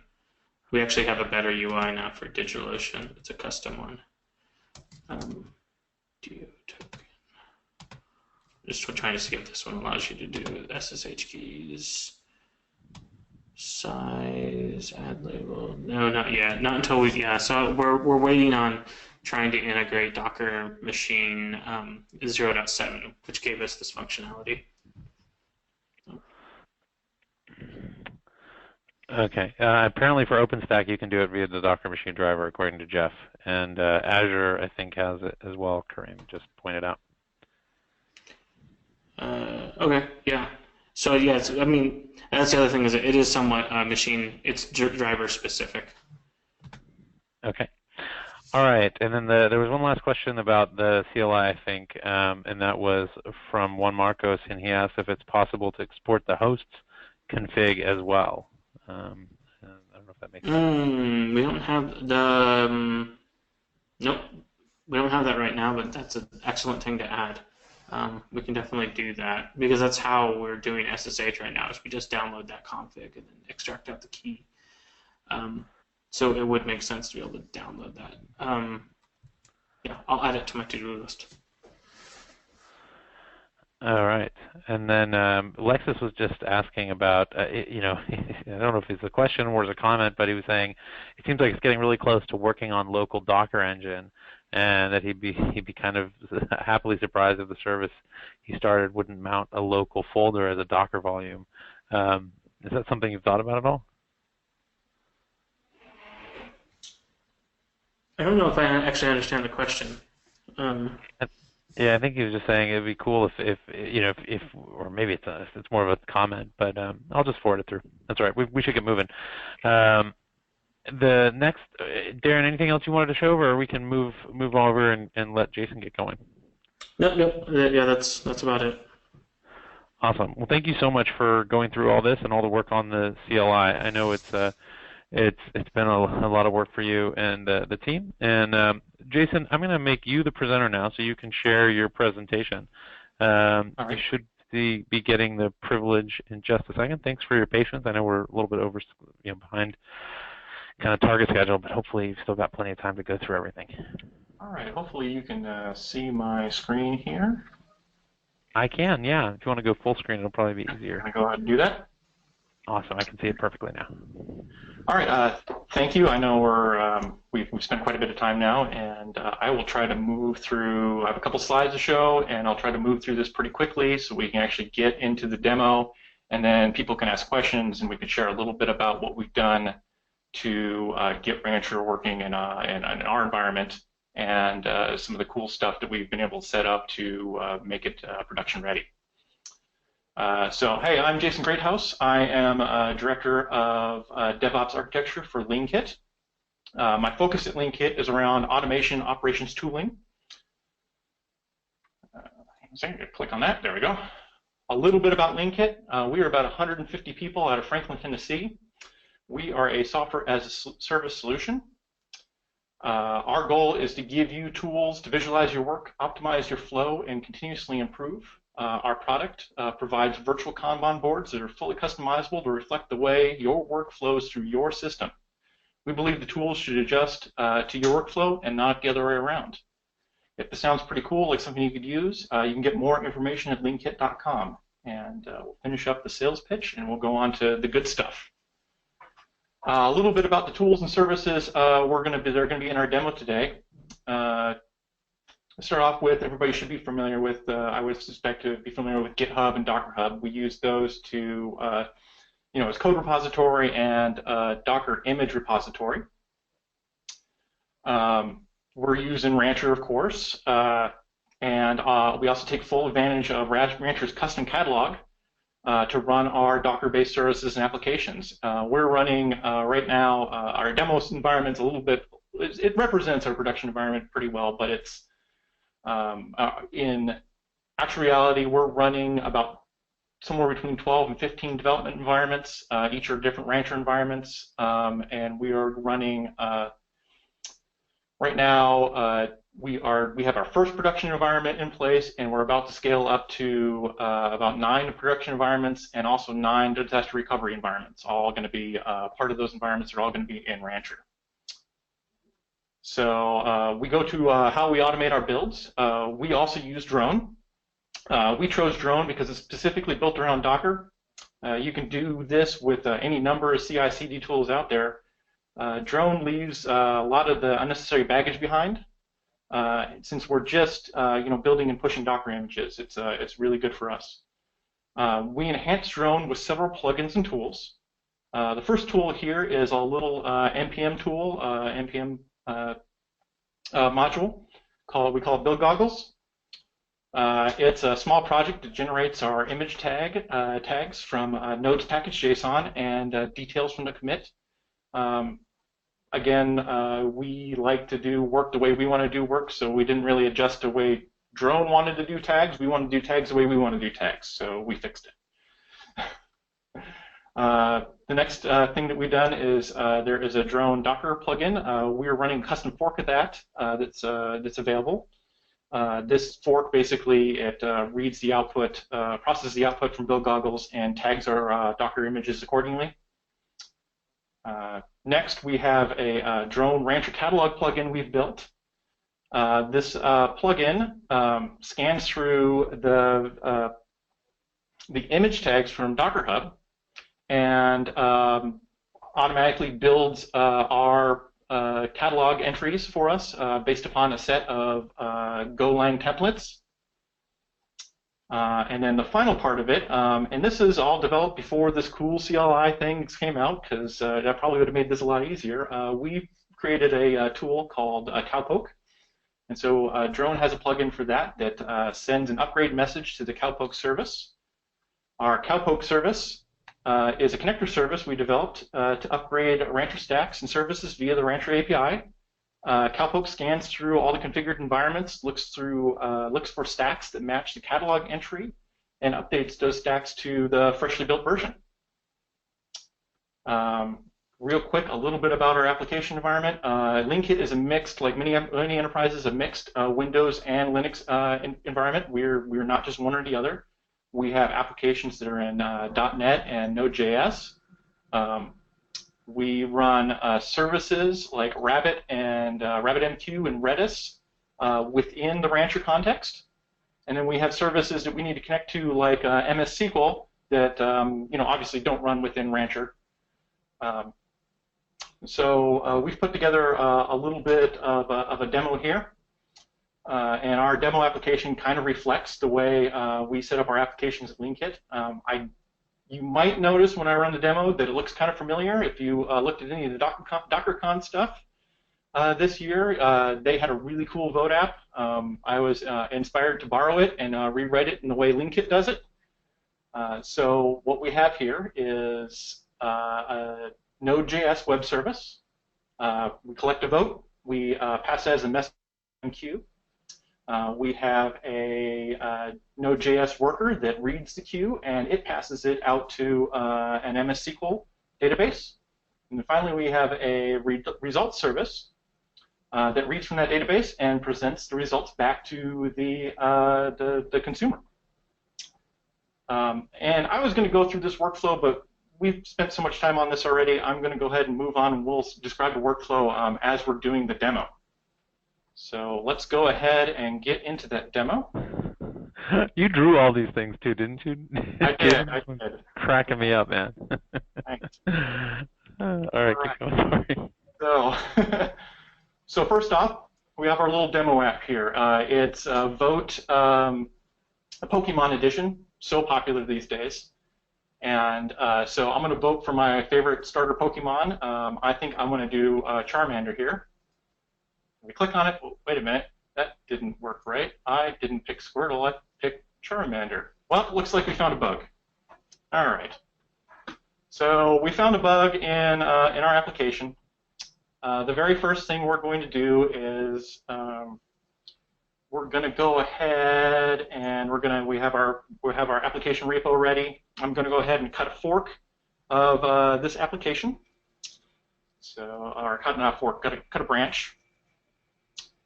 Git checkout -b, and I can see some people are trying to vote. So git checkout -b, we got a defect, and we'll just call it defect vote. Okay, so we are going to go ahead and push this up to GitHub just to get an initial build going. Push, I'm going to grab this, do a little copy and paste.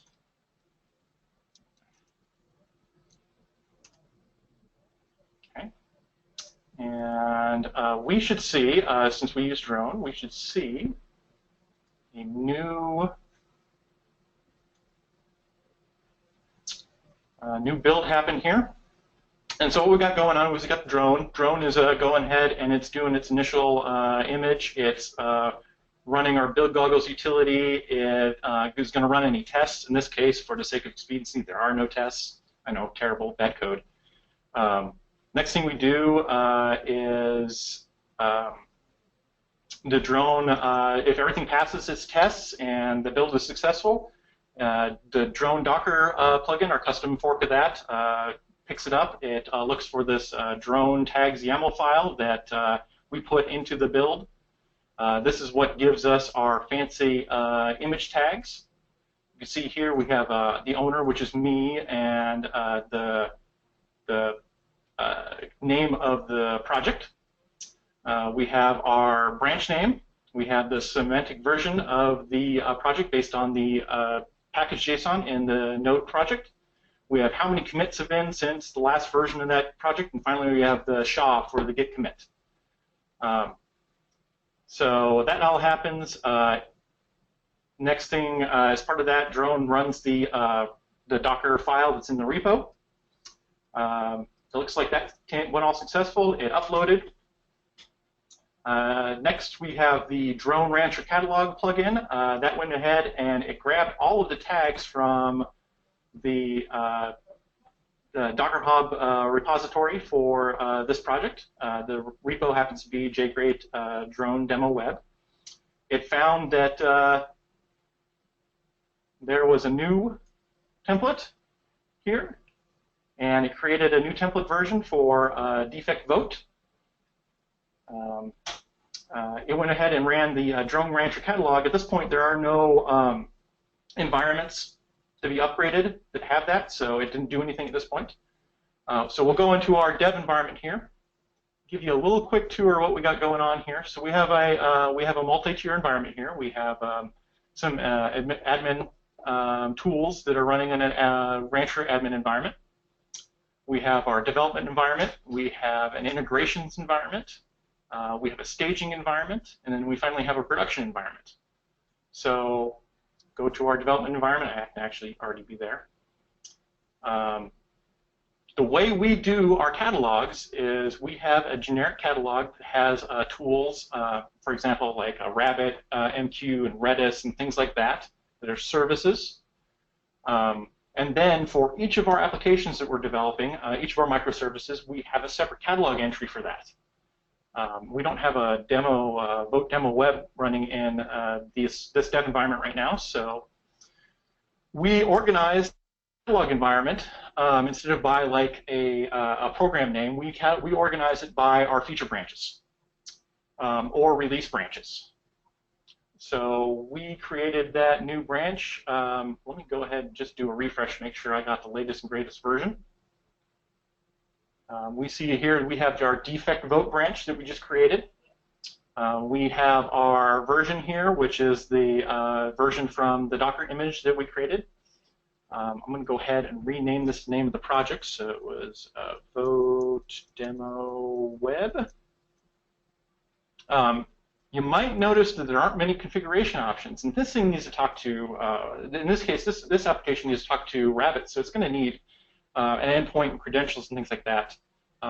After we're kind of done with the demo, I'll go in a little bit of detail how we'll do that, but we take full advantage of Rancher's service discovery through the Rancher metadata, and we create labels of our services to describe where the services, we use this, the DNS resolution, and we create labels to describe the username and password and ports that it's listening on, so that other applications can consume that. So we'll go ahead and launch our stack, and this will take just a second. It's initializing. It's always good. And go green. No demo fail at this point. Come on. All right, we're going active. We're going active. All right. So now I can go to, I'm going to go ahead and go to my dev instance, and I see my application is up. It's the same version that we were in production. I'm going to see if I can replicate the issue. I can replicate the issue. It seems like I can only vote for Squirtle. All right, so let's fix this code. So now we go back over into our code here. I'm going to go ahead and, before I forget, I'm going to update the package.json version and save that file. And then we're going to go into our index.js here, and we're going to, I'm pretty sure I know what's probably going on here. Yep, looks like Pikachu has gotten back into the code base and has decided that you can only vote for B, which is Squirtle. So let's go ahead and comment that out. And fix the application. All right. So now we fixed the application. Get status. We have a couple files. Get pad-a. Oops, capital A. Get commit. Go to. We'll push this up. Now this will go ahead and it will create another build in Drone. Go ahead and scroll back up. See our build running. It should build pretty quickly here. And if everything works correctly, we'll get a new build. It'll get published up to Docker Hub.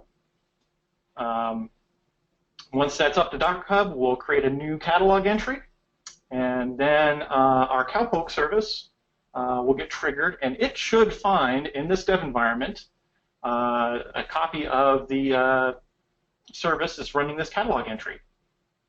And we can see over here that it's automatically triggered an upgrade.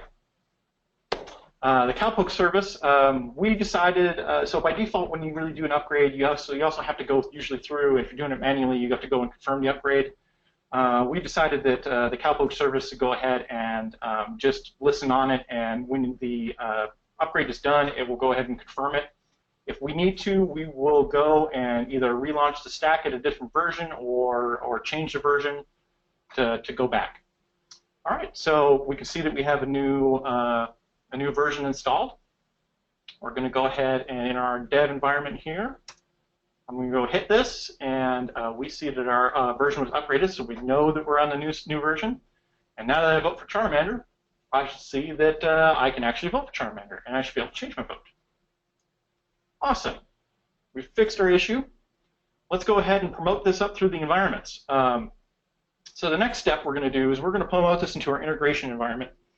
Our integration environment is there. We use the develop branch for that. It's there. If you have multiple teams working on a particular project, you might come into a point where one team has finished a feature or a defect before you've had a chance to merge yours in. The integration environment gives us the integration branch gives us a chance to check for any merge conflicts and also update the code to the latest that's running and develop, and move forward from there. So I don't think I explained that super well. So we've done that. We're going to go back over to GitHub. We can see that there is a pull request waiting for us. So I want to do it to the develop branch. And we can see that we are ready to merge. I'm going to create a pull request. Normally, you wouldn't merge your own pull request. Somebody else would do code review, all that good stuff. Drone is doing its tests right now. Okay, it just finished. I'm going to go ahead and merge it, and we're going to confirm that merge. This will trigger another full build from Drone. Go back up, merge pull request. Again, we're going to go through this. In Rancher, our integration environment is linked to our development branch. We should see here in a minute when this is done, you can see that this is running a development branch here, develop. That this will get an upgrade, and we'll have our new version in, automatically in our staging environment, or I mean our integration environment, sorry. Go ahead and let's just at least watch something on the screen. There we go, start an upgrade, excellent. And I'm not going to worry about, for the sake of this demo, I'm not going to go ahead and test here. We're just going to move on to how we promote our code into our staging environment, which is our staging environment is gets the exact release, the exact same image that we're going to release into production. I feel it's very important to test the actual bits you're going to put into production. This environment gives us the opportunity to do automated load testing, functional testing, all the bits before we actually present it to the customers.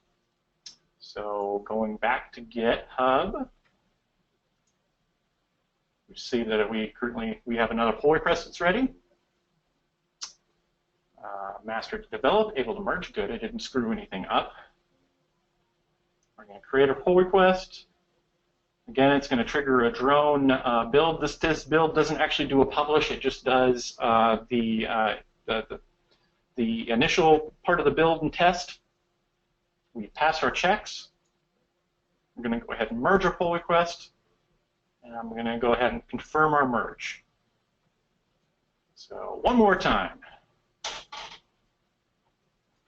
Hey, while we're waiting for that, Jason, there was a question that just came in from Alex, and he was wondering if there was any reason you chose to put your services under different stacks. For example, stack for Rabbit, MS SQL, etc., and not a single stack for app with services for Rabbit and MySQL. And the reasoning behind it, you could put everything under its own service. We put individual services under their own stacks so that we can manage them at different versions individually with the catalog options. Some of our service now our demo service here is very simple services. Some of our services are really complex. Some of our services have things like private data stores that actually are within the stack that only that service uses. So we say anything that's related to that, specifically related to that service, goes into a stack by itself. We also have a load balancer in front of that stack or in front of that service, and like in this case, so that we can go ahead and scale up our service if we needed to, and do 1 to n copies of this node service. We also usually, I actually shouldn't say usually, we put in scheduling rules within our catalog entries so that the services won't run, they're soft scheduling rules, but they won't run on the same server, so that if we have one of our Rancher agent nodes go down, it won't completely take out a service. Services that we have are applications, services that we run like RabbitMQ or Redis, where multiple applications are going to share that service. We run those in their own stack. That way we can manage and upgrade them separately, since they will affect other things. It also makes it makes some of the service discovery bits a little bit easier. So I hope that explained that pretty well. All right, let's go look at, we should be done with our build here. Yeah, it looks like we succeeded. Let me go into our staging environment. And you can see that we now have the little fancy upgrade available option, which, so we do not automatically deploy our release branch, at least not at this point. When we get a little bit better at our automated testing, we get a little bit better at being sure, we will go ahead and enable that. For right now, our release branches are our manual deployments to our environments. So we're going to go ahead and upgrade this. It's pretty easy. All the configuration's already been done. Again, I'll show a little bit how we do that as soon as we're done with this demo. So I'm sure everybody's kind of interested in that. So, yep, we were upgrading our environment. It's going ahead and it's going through. Normally we have multiple containers and we put a little bit of delay in between them, and we'd scale when we do the upgrade. It would it would stagger the upgrades. It wouldn't just shut down the one container and bring up the other one. So, yep, our upgrade is complete. I'm going to go ahead and finish that upgrade. Let's move on to production. Again, in our production environment, we're all ready to go. Our upgrade's available. It makes it really easy for our operations people that are embedded within our development teams to upgrade when they need to.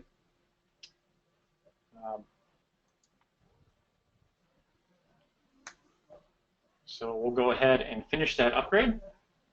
And then as soon as it's done, upgrading, yeah, there was another question while that's upgrading, Jason. Michael asked about how you guys manage the underlying infrastructure instances. Do you do it ad hoc or automated in some way? Any comment on that? So our underlying infrastructure, we are hosted out of Azure, which would surprise a lot of people because everybody goes, who's hosted out of Azure? When it comes down to it, VMs are VMs, so you can pretty much do them anywhere. We provision, we don't actually use the Docker machine provisioning or the Rancher provisioning. We provision ours through some custom bootstrapping that we've done with Puppet. It's because we were very comfortable with that pattern and on how that's done. Allows us to store all the code for that into a central repository. Puppet is really great. The way we've done it for sharing that, for doing collaboratively and being able to centrally manage it through a GitHub repository. So, we can have, all of our infrastructure is versioned just like all of our code is versioned. So we've upgraded. I'm going to go ahead and just finish that upgrade real quick. And we should be able to go to our application.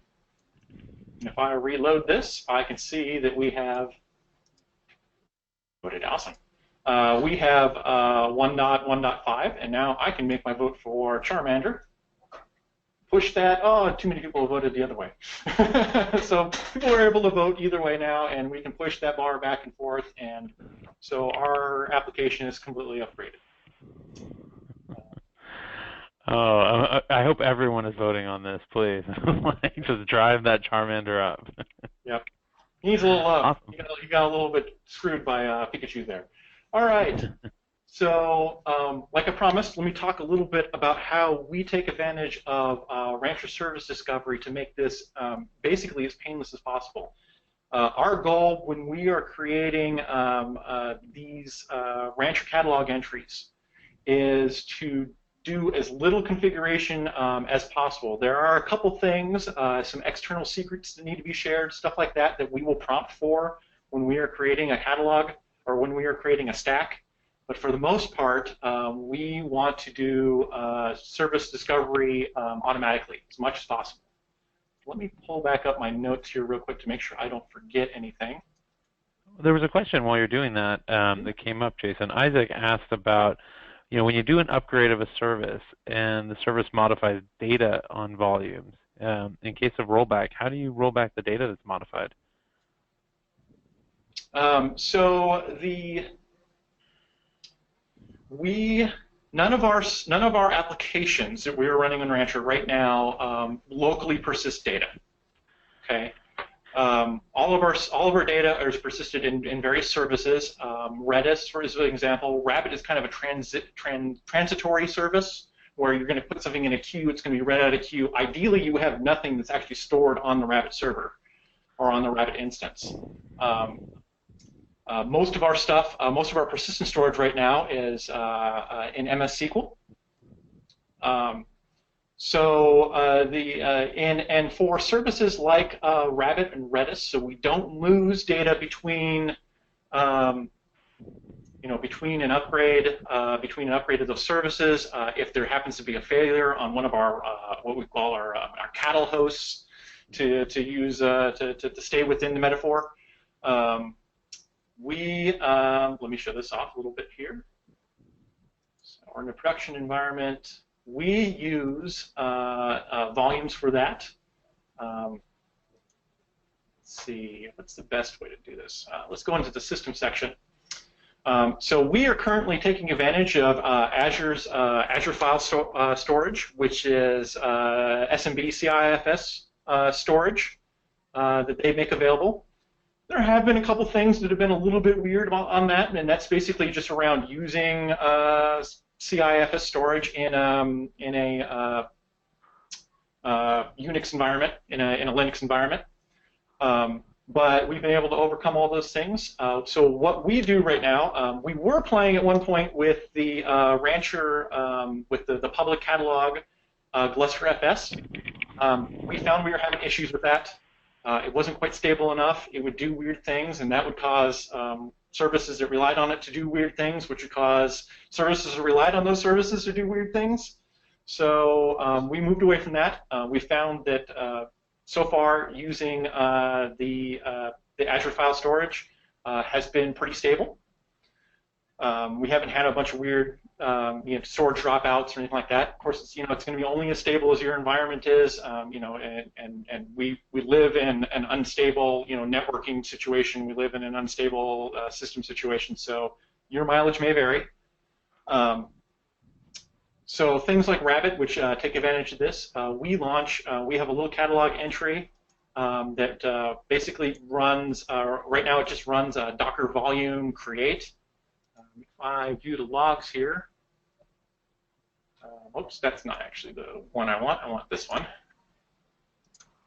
I view the logs here, it is literally just running this Rancher volume with some the Docker volume driver with a couple of options to set the UID, the GID, the file mode, the dir mode, the no lock options for the mount.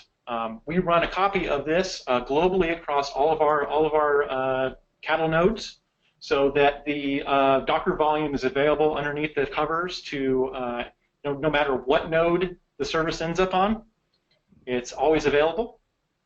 And if I go to our catalog entry for RabbitMQ, so you can see we have a catalog entry for a couple of these, our Azure file volume for Rabbit. If I view the details on this, it's very simple. It just runs a little image that runs that on the Docker host. And if I'm going too fast, or if you want more detail on it, please let me know. I think this is great. In RabbitMQ here, what we do here is you can see that we are using volumes. We're not using volume froms or volume driver, but we're using the Azure file driver, which is already pre-installed. We actually use Puppet to bootstrap that on all of our, as part of our cattle box installs. And that has the specific credentials for this specific environment. And we set up, that's how we do the persistent storage for things like Rabbit or like Redis, or if we were running a database in the environment. That's how we would do that storage. Granted, that storage is not going to be super fast or super performant. So a lot of these things like Rabbit and Redis, they really just use that as kind of a persistent backing. They don't actually, they are full on doing things out of memory, which is fast enough. They're just there just in case the service goes away and has to come back, or we're doing an upgrade, or whatever. So I hope that makes perfect that sense. Yeah, and there was a bunch of questions that kind of came in as you were going. One of them was asking if you're at all open to sharing any of the Azure catalog entries or some of the things you've written, and maybe a blog, or if you've got them exposed on Git, so people could maybe fork them or leverage them a little bit. That was one question that came in. Yes. Let me actually. I'm going to put up my credits slide here, and so. A little bit of credits and props while we're at it. Want to just throw out there that, hey, I totally borrowed the Docker Vote demo from Docker. They're awesome. Thanks for sharing.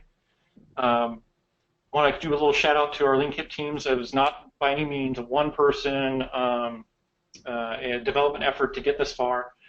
We have you might notice that we have a little bit of a naming convention. We got Team Starlord. It's our architecture tools and automation team. I'm one of the leaders on that team. We have our Team Rocket for web development, we have our Team Groot for web development, and we have our Team Deadpool for operations. I want to do a special thanks to Evan Snap, who's one of our LeanKit interns. He did a lot of work on the cowpoke part of it. I think it was a pretty cool project to be able to work on over the summer. And all the code and presentation that we're working here, there are links to all this on my blog at jgreat.me, Rancher Application Pipeline. And I'll put this back up after we're done showing off things. But cool, and I'll make sure to put that in the email that goes out to everyone who attended. So we'll try and link to the new CLI and link to that as well. Okay. So I want to get back a little bit to some of the service discovery bits. We have kind of two categories of service discovery that we do. So we have the apps that are running in Rancher. And then we also have apps that are external Rancher that also need to know about services that are running in Rancher. So we'll start with kind of the little bit easier ones, which is the apps in Rancher. We publish metadata via the Rancher apps via labels. You can see here that I am setting up, as part of my my Rancher catalog entry for Rabbit, I am setting up not only there's some IO Rancher labels, but there's also these IO LeanKit labels for service discovery. I put the username, we put the password, the vhost, we put port information for these services, and we kind of do this in a standard way. For the actual getting to the service, we take advantage of Rancher has the internal DNS it wires up. So we always, for example, if our service is, let me go back to this real quick. So you'll notice that our services are very, very creatively, Rabbit is our RabbitMQ service. The primary entry point to the service is always named the same as the project in our case. So if you want to access the Rabbit service or the Rabbit service, it's rabbit.rabbit to get to it. The same thing is with our applications. The load balancer, which is the entry point to our service, is named the same as what we call the service. So vote demo results, vote demo results. And I can demo real quick. Execute a shell. I can do a ping. We do the stack, rabbit, and then the service. And we can see that we can get to the DNS based upon that. And that DNS will be like a round robin A record, I believe. So it will have, if there's a Rabbit cluster, it will round robin to the different Rabbit instances. So, and then we use the curl Rancher metadata. Is it latest? I think that's it. Okay, we use the curl Rancher metadata latest, and we can go to look up the various bits, the various labels for a service. So we can do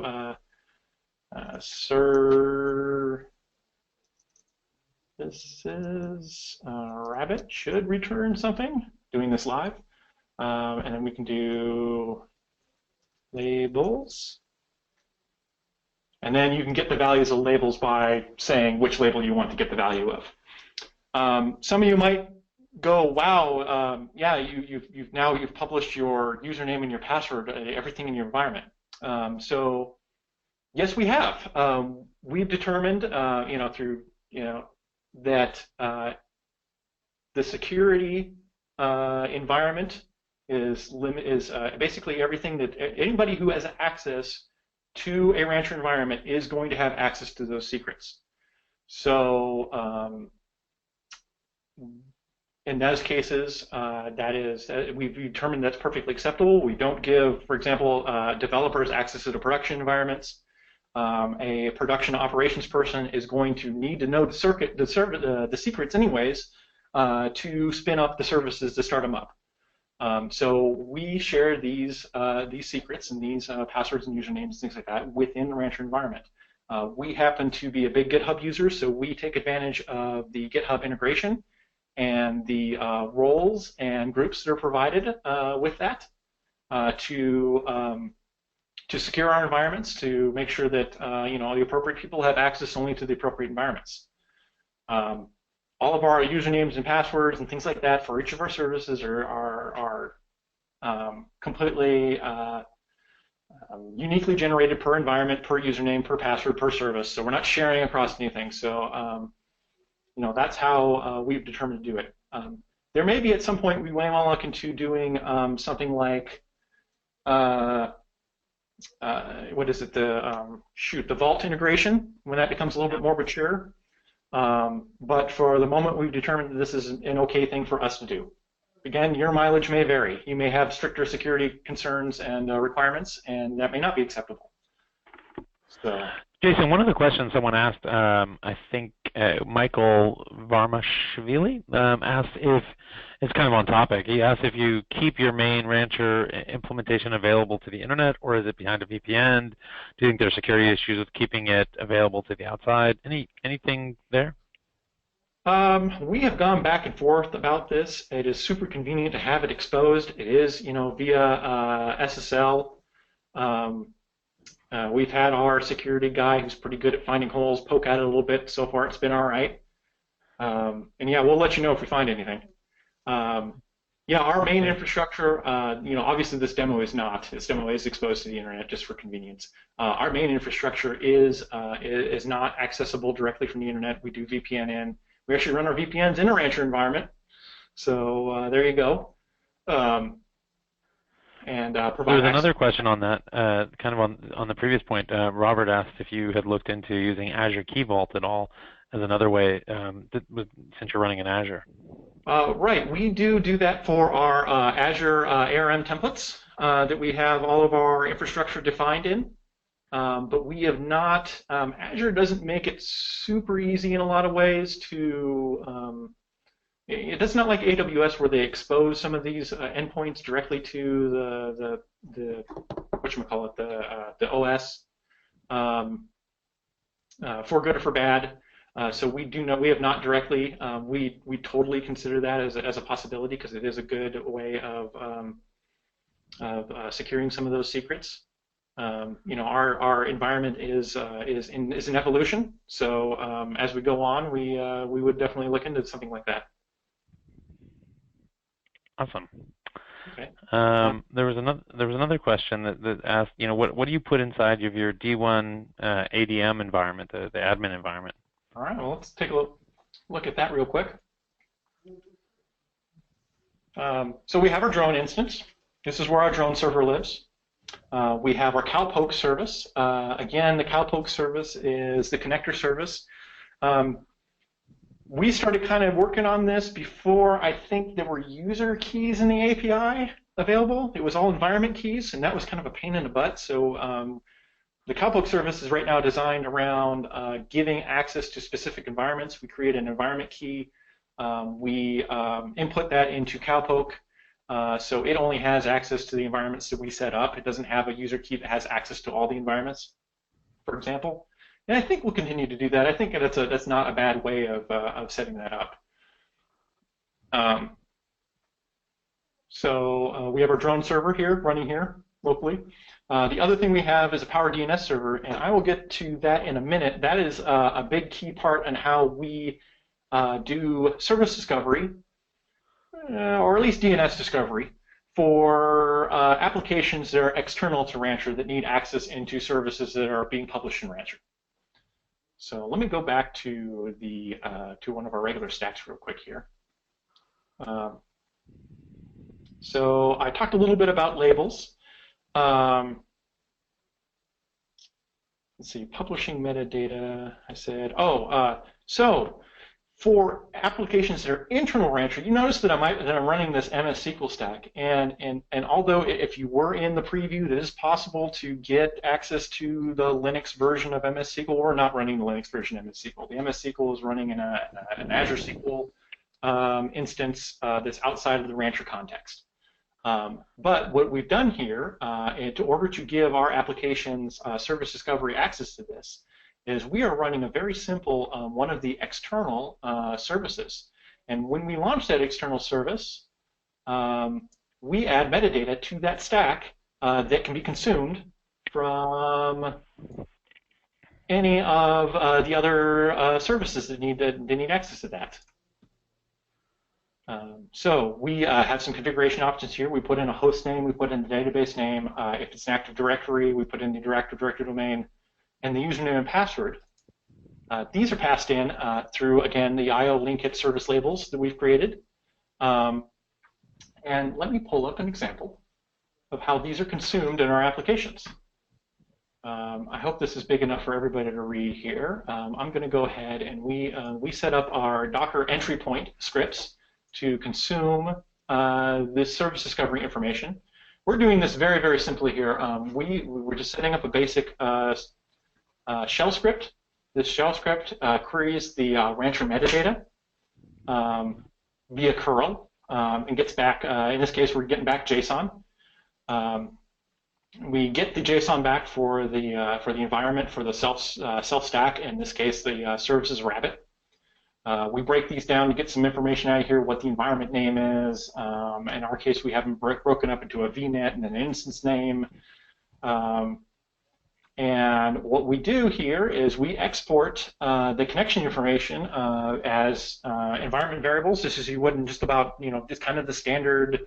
What is it, the 12-point app sort of ideal? You create environment variables for all your configurations you can pass in. We pass in those environment variables. We're using JQ to do some little bit of JSON filtering, so you can see that we are. In case of Rabbit, we would get the Rabbit JSON, and we would look for the labels object, and we're getting the results of the IO LeanKit service username, and we're putting that into the Rabbit MQ username. So that's the way that we are feeding the Rancher service information to it. We're not using any fancy libraries or anything like that. We've adopted the pattern for our Node.js apps that if you lose connection to your service, you crash. You crash and you restart. We let Docker go ahead and handle the restart. When it restarts, it reruns the entry point script. The entry point script redoes the service discovery. This can get a little bit noisy if you're in a situation where service is down for a while. You'll go in and you'll see all sorts of red flags in your Rancher infrastructure. But I mean, honestly, you don't want to be trying to publish to an endpoint that doesn't exist. You don't want to be trying to you don't want your service to be in a state where it can't read or write to its endpoints. So that is about the simplest way we could think of to do service discovery and bring it in. We're planning on taking some of this and probably putting it into some kind of library. So right now we have a couple of dozen applications that we're managing, and it's a little bit manual the way we're doing it. We plan to probably put this into a library so that it's easy to consume for all of our applications. But that's the way we are doing service discovery in our applications. And our external service is just the same. You query it just the same from your service. We would query services MS SQL and get the labels back for that, and that would give us back our username or password or domain or port, our database, and our host name for our MS SQL instance. Awesome. Very cool. What's next on here? Okay. The other way we consume metadata besides this, we are taking advantage of. Whoops. Grab this. Can I click to that? Control click. So we're using. We also use the Rancher template project from this guy here in GitHub. I think you guys ended up. I think Rancher ended up hiring that guy. Yeah, Jan is on our team now. He lives in Berlin. So probably on the call right now. So hi, Jan. We use the Rancher template. We do that to go ahead and when we need a little bit more than just a simple entry point script. For example, I don't have this downloaded or this pulled right now, but we have a HA proxy. We need a little bit more HA proxy than the Rancher HA proxies. We have an HA proxy instance that uses the Rancher template to create HA proxy configurations based upon various the various services it needs to connect to, needs to be a front end to, and then it goes ahead and gracefully restarts HA proxy whenever there is an update to a service or an endpoint that it needs to be aware about. We do something kind of fancy with this. We have some .NET applications that run in IIS. We use Octopus Deploy to deploy those in kind of a classic sort of situation.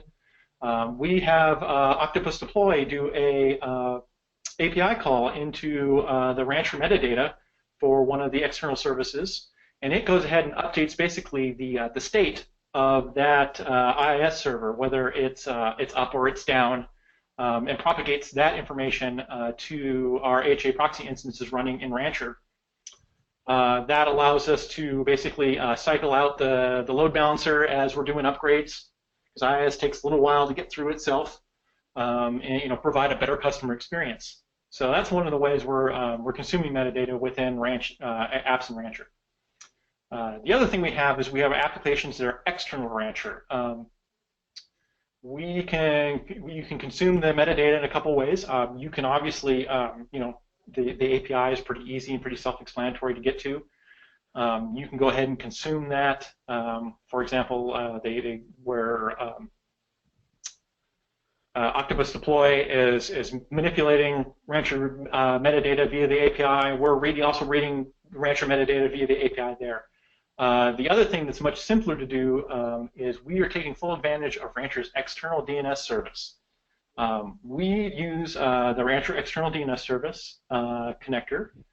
In this case, we tried to use all the public API connectors, but it ended up we had so many environments that we're trying to do updates so many times that we were blowing away any API limit. So we contributed back. I don't know if it's published yet, but it's definitely been approved for.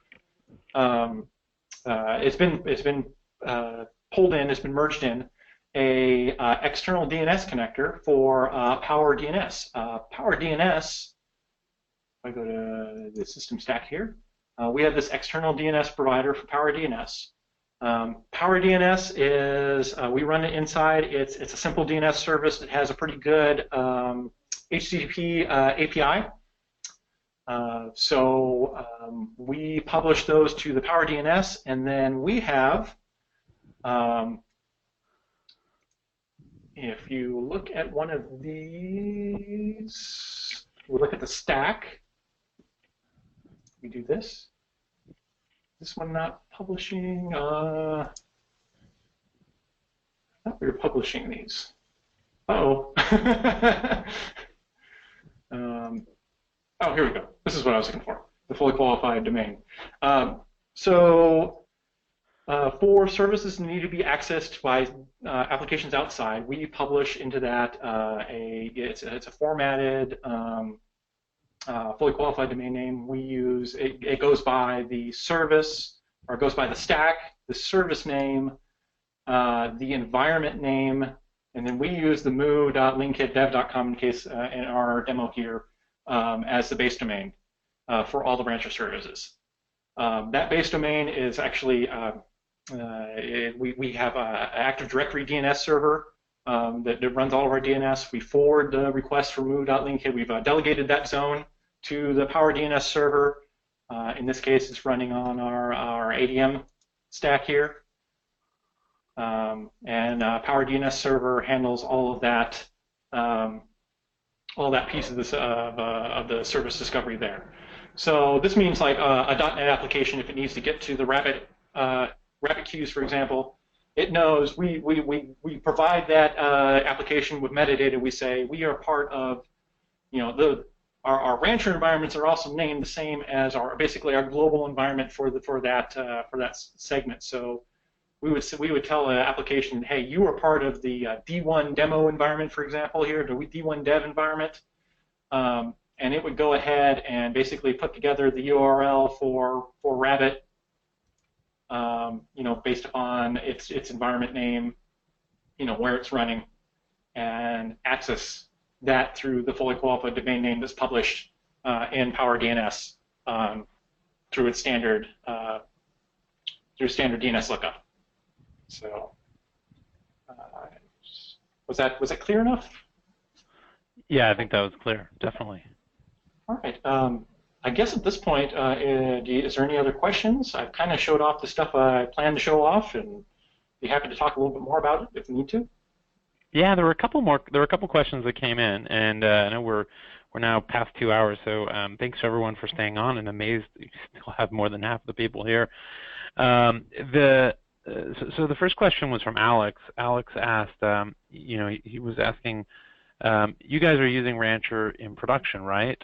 We all know Rancher is awesome. What was your major issue or gotcha when running Rancher in prod that you could share? Anything you could share to someone who's thinking about running Rancher in production or getting ready?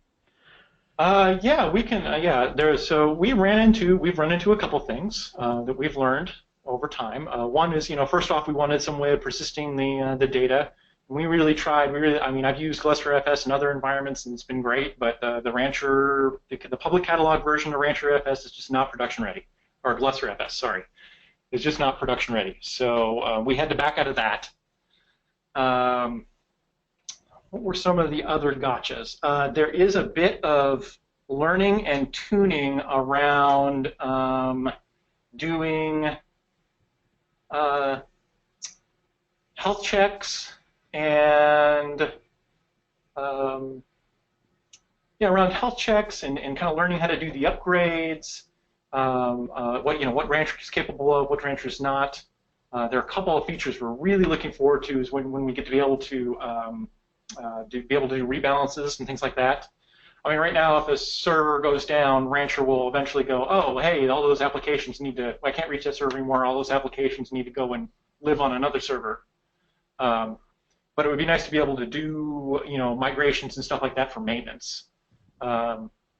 We have come up with a little bit of a hack to go ahead and do kind of like A/B sort of sets of Rancher, what we call our cattle servers, or Rancher agent servers, in which we will stick a Rancher label. I don't think I actually have it in this environment because it's something we just kind of started doing. We will stick a host label on there. I go to the host for this. Oh, I don't think I have any labels on this host. That's funny. We'll stick a host label onto a host, and then we will go ahead and do an upgrade to a service, and say that, hey, we'll do an upgrade to service, and we'll add the label to that to do the scheduling label, the affinity label, to say we really want this to run on the A group servers. And when we do that upgrade, Rancher will go ahead and shut down the old versions. It will go ahead and, when it upgrades, it will go ahead and apply those to the B stack of servers or the A stack of servers. And in that way, we can kind of do rolling upgrades, A/B sort of sets of servers. So we can launch a new stack with the latest patches, our latest image, and then move our applications over in a fairly quick and relatively seamless manner. I mean, obviously, even if you're doing a rebalance or you have a failure, there is going to be some time while that's going over. If you design your services well so that you have multiple copies running on multiple servers, and they have affinity rules, so they won't all stack up on the same server, for example. At least not if there's any other choice. You can avoid customer disruption while you're moving things around. So, or at least very much minimize it. Awesome, thank you. I think that's Alex said thanks as well. So great answer. There was a kind of a related question from Michael, where he said, for production apps, are they deployed to a shared cattle cluster, or are they scheduled to run on specific hosts with labels? How do you handle resource balancing? I think you kind of answered that already, so I think basically the same answer. So thanks for touching that. There was another question that Elliot asked, and he was wondering, how do you deploy images from Rancher that require files that are on the host system? Files I wouldn't want other people to be able to get from an image. Does that make sense? Yeah. We don't have very many instances where that happens. I don't think any of our configuration or any of our applications, we do all of our configurations for applications. For example, that would be like kind of the thing where you'd want to share a file, where you'd want to include a file within the application. We either bake them into an image, and then we have a private repository for stuff like that. That's kind of a pain in the butt. So that's probably not the direction I would go with that. You could absolutely, since we're using kind of an external storage service, you could mount that share up and add files to that and then give access to your thing. But for the most part, we try to avoid that situation by using service discovery for our configuration management, and dynamically minimizing the amount of input you need to do and stuff like that. Yeah, so. Like I said, we haven't really run into that situation, so I mean that was just a couple ideas off the top of my head. Awesome. You can absolutely share a file that's on the base file system through the standard, Docker volume if you really want to. Problem is, you need to make sure that file is available on every single host within your Rancher pool, your pool of resources. All right, Jason. Well, that's the end of the questions, and I know we've gone long, so I'm going to take back the presenter thing. And thank you so much. This is a phenomenal discussion. I think hopefully everyone got as much from it as I did, and there really is nothing better than seeing someone who's running production, has gone through this over 6-7 months of development, and taking the time to share all of that is so appreciated. So really appreciate it. We will definitely include all of in the email that goes out. You're going to have links to all of the slides that Jason shared, as well as obviously a recording of this, so you can access all of the links that he's put in his slides directly from the slide share as well. But Jason, thanks a ton. Really appreciate it. Yeah, thank you so much for having me. Appreciate it. Absolutely. Anytime. You are welcome back anytime. Okay, so I'm just going to share my screen. And the last couple things we wanted to talk about, no major releases since our last meetup last month. 1.1.1 shipped a couple weeks ago, and in there, for anyone who's using the Kubernetes service, we incorporated etcd HA in that release, and that was that basically means that when you deploy a Rancher cluster using Kubernetes, it's now going to be fully HA'd, and when you upgrade and everything, you're getting a HA implementation of Kubernetes, all the Kubernetes statefulness that's kept in etcd. So that's pretty cool. There's a couple other Kubernetes-related things that are going out in the 1.2 pre today. There's a ton of bug fixes and other things, but there's a cool new stack UI for Kubernetes. So if you've been using Kubernetes, you'll be familiar with our traditional kind of Kubernetes UI. You'll see a big improvement to that when you start playing with pre-1.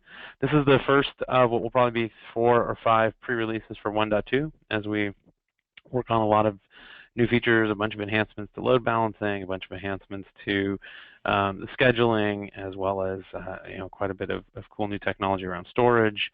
There were some questions during the meetup. People were asking about Windows support, and I just mentioned in there, it's definitely something that we're working on. We started the work. It's the ETA on that is a little bit more fuzzy than some of the other types of projects, just because it's a pretty big undertaking, and we're really slammed with a lot of people that are putting Rancher into production right now and doing a lot of kind of coming to us with kind of critical fixes and things like that. But it's definitely something that I anticipate being this year, and that we'll keep working on as we get resources. So keep an eye on 1.2. You can follow it all on GitHub, and a lot of cool new features there. If you've got ideas or features, please let us know.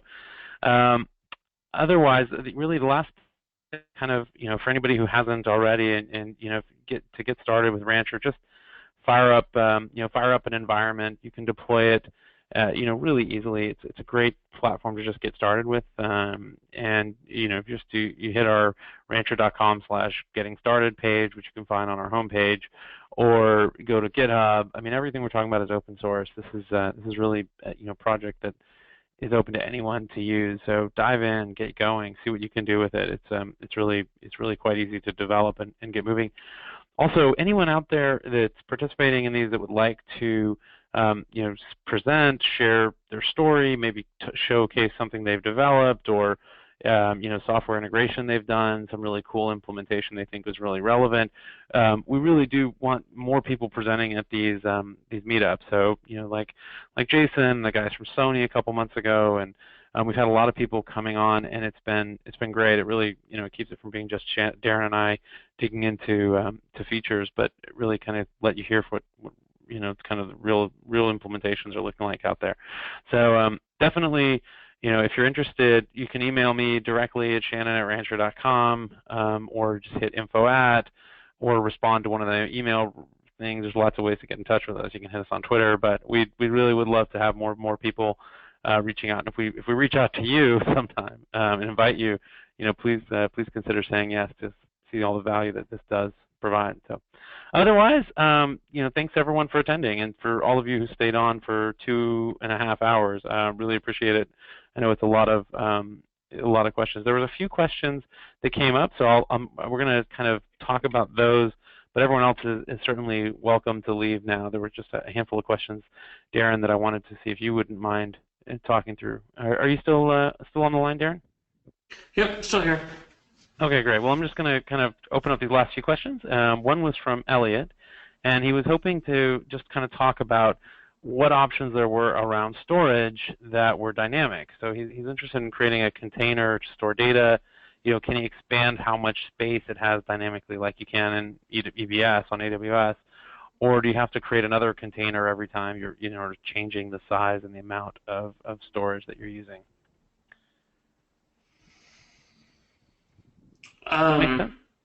Yeah, I'm trying to think in terms of things that are dynamic. I mean, are you looking for shared storage? Because there's definitely, NFS is really still right now the best option for shared storage that would go across hosts. And then, at this point, it's just basically the options for what can be dynamically sized is then going to be based on what storage technology you're using under the hood. If it's just something like LVM, then you can just increase the logical volume of wherever the Docker, you bind mount in a certain directory of where the volume is going to be mounted.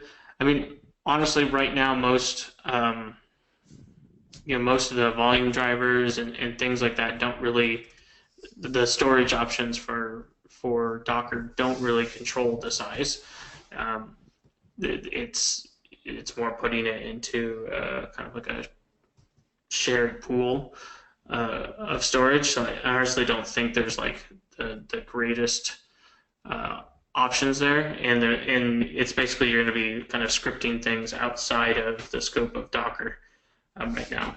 These are some of the things we're trying to address with our own storage orchestration and whatnot that we're really trying to get out this year, basically the next quarter. Okay, great. Thanks, Darren. And there was another question that was sort of on the same topic, and it was from Tony Choites. I think I'm saying that right, Tony. And he was asking, can you give some advice for managing volumes across hosts? Best approach with Rancher. And it's certainly between this and the conversation we had, that Jason was having, it may make sense. Maybe our next meetup needs to be a storage-focused meetup where we can look at all the different options and really dive into that if that's interesting. I know people have requested that topic in the past, but do you want to just kind of touch on that briefly and talk about options for managing volumes across hosts? Yeah, again, assuming that you want it to be the volumes to be shared and accessible across hosts, I do think NFS is really the best. So we have Convoy NFS, which integrates RA today with the Rancher. I think that's really your best bet. There's when you start looking at volumes, you have to give consideration to, as you scale your service, how do you want those volumes to be consumed? For example, if I have 10 if I have a service and I scale it to 10, do I want 10 volumes, or do I actually just want one volume to be then shared between all of them? So this is where you start getting into kind of the difference between named volumes and data containers. So if you're really just looking for storage that's as you scale up, you get more, you get another volume, which each instance of the service as you scale it up, you really want to be doing data containers because that schedules well that way. If you want to share the same volume, between all of them, then you can just use a named volume, and then that's just basically when you create when you create the compose file, instead of for the volume entry in the beginning, just put the name. In the V2 format, which we should hopefully have out in Pre2, we have the ability to create volumes from the actual compose file, which then helps even more with managing volumes. Thanks.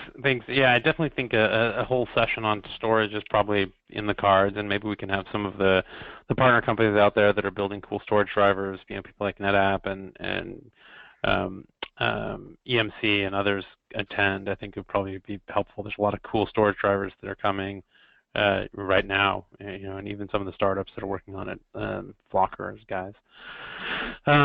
There was another question. This question actually is for Jason. If you're still on, Jason, and can hear, Robert was just asking how often you actually deploy to prod. Is it something you guys deploy daily, weekly? Do you do continuous delivery? How long does it take to deploy? Seconds, minutes, hours? Anything you can talk about in terms of downtime? Yeah, still here. So we deploy. Our infrastructure is pretty much a microservices infrastructure. So we deploy to the various microservices. There's at least a couple deployments going out to various services every day. We're not completely continuous. We're not automatically. We don't quite trust our tests quite enough yet to. There's a lot of quites in there. Our tests quite enough yet to automatically deploy into production. So we are still doing a little bit of kind of just a surety before it goes. At some point, we would like to get there, but yeah, I mean, we're able. This has given us the ability to distribute our deployment privileges across various teams, and given them the ability to deploy when they need to deploy, and not necessarily coordinated. So, thanks. That helps. Darren, there was another question. This one was from David Pratt. He was asking, I couldn't seem to find any detail on getting Google Cloud SQL connected as a backend to Rancher HA. I know Bill had tweeted about his use of Google Cloud SQL as a backend, but looking for details. Do you know if there's a blog or anything about that, or do you think it would be maybe something we could ask Bill to write up a bit more details on? Yeah, there's no blog or anything for that. I mean, I've personally set it up myself before. Honestly, it was just pretty much because we just expect a MySQL host name, target, username, and so it was like I think the only. Yeah, I mean, I guess we could probably do like a little write-up on it, because like the only thing is you have to, once you go and you create the database, is you have to go and create the user. Like you have to do kind of like that step of making sure the database and user are set up correctly. And then after that, then it's just basically, you get a username, password, and host, and then just configure Rancher like normal. But I think we could probably do a little post on that. Awesome. Thomas had a question. Thomas Hansen, he asked, did you have a chance to talk about Docker 1.12 and the new Swarm stuff and how this affects what you're doing at Rancher? Do you want to kind of talk about that maybe briefly, Darren, or you want me to go into it?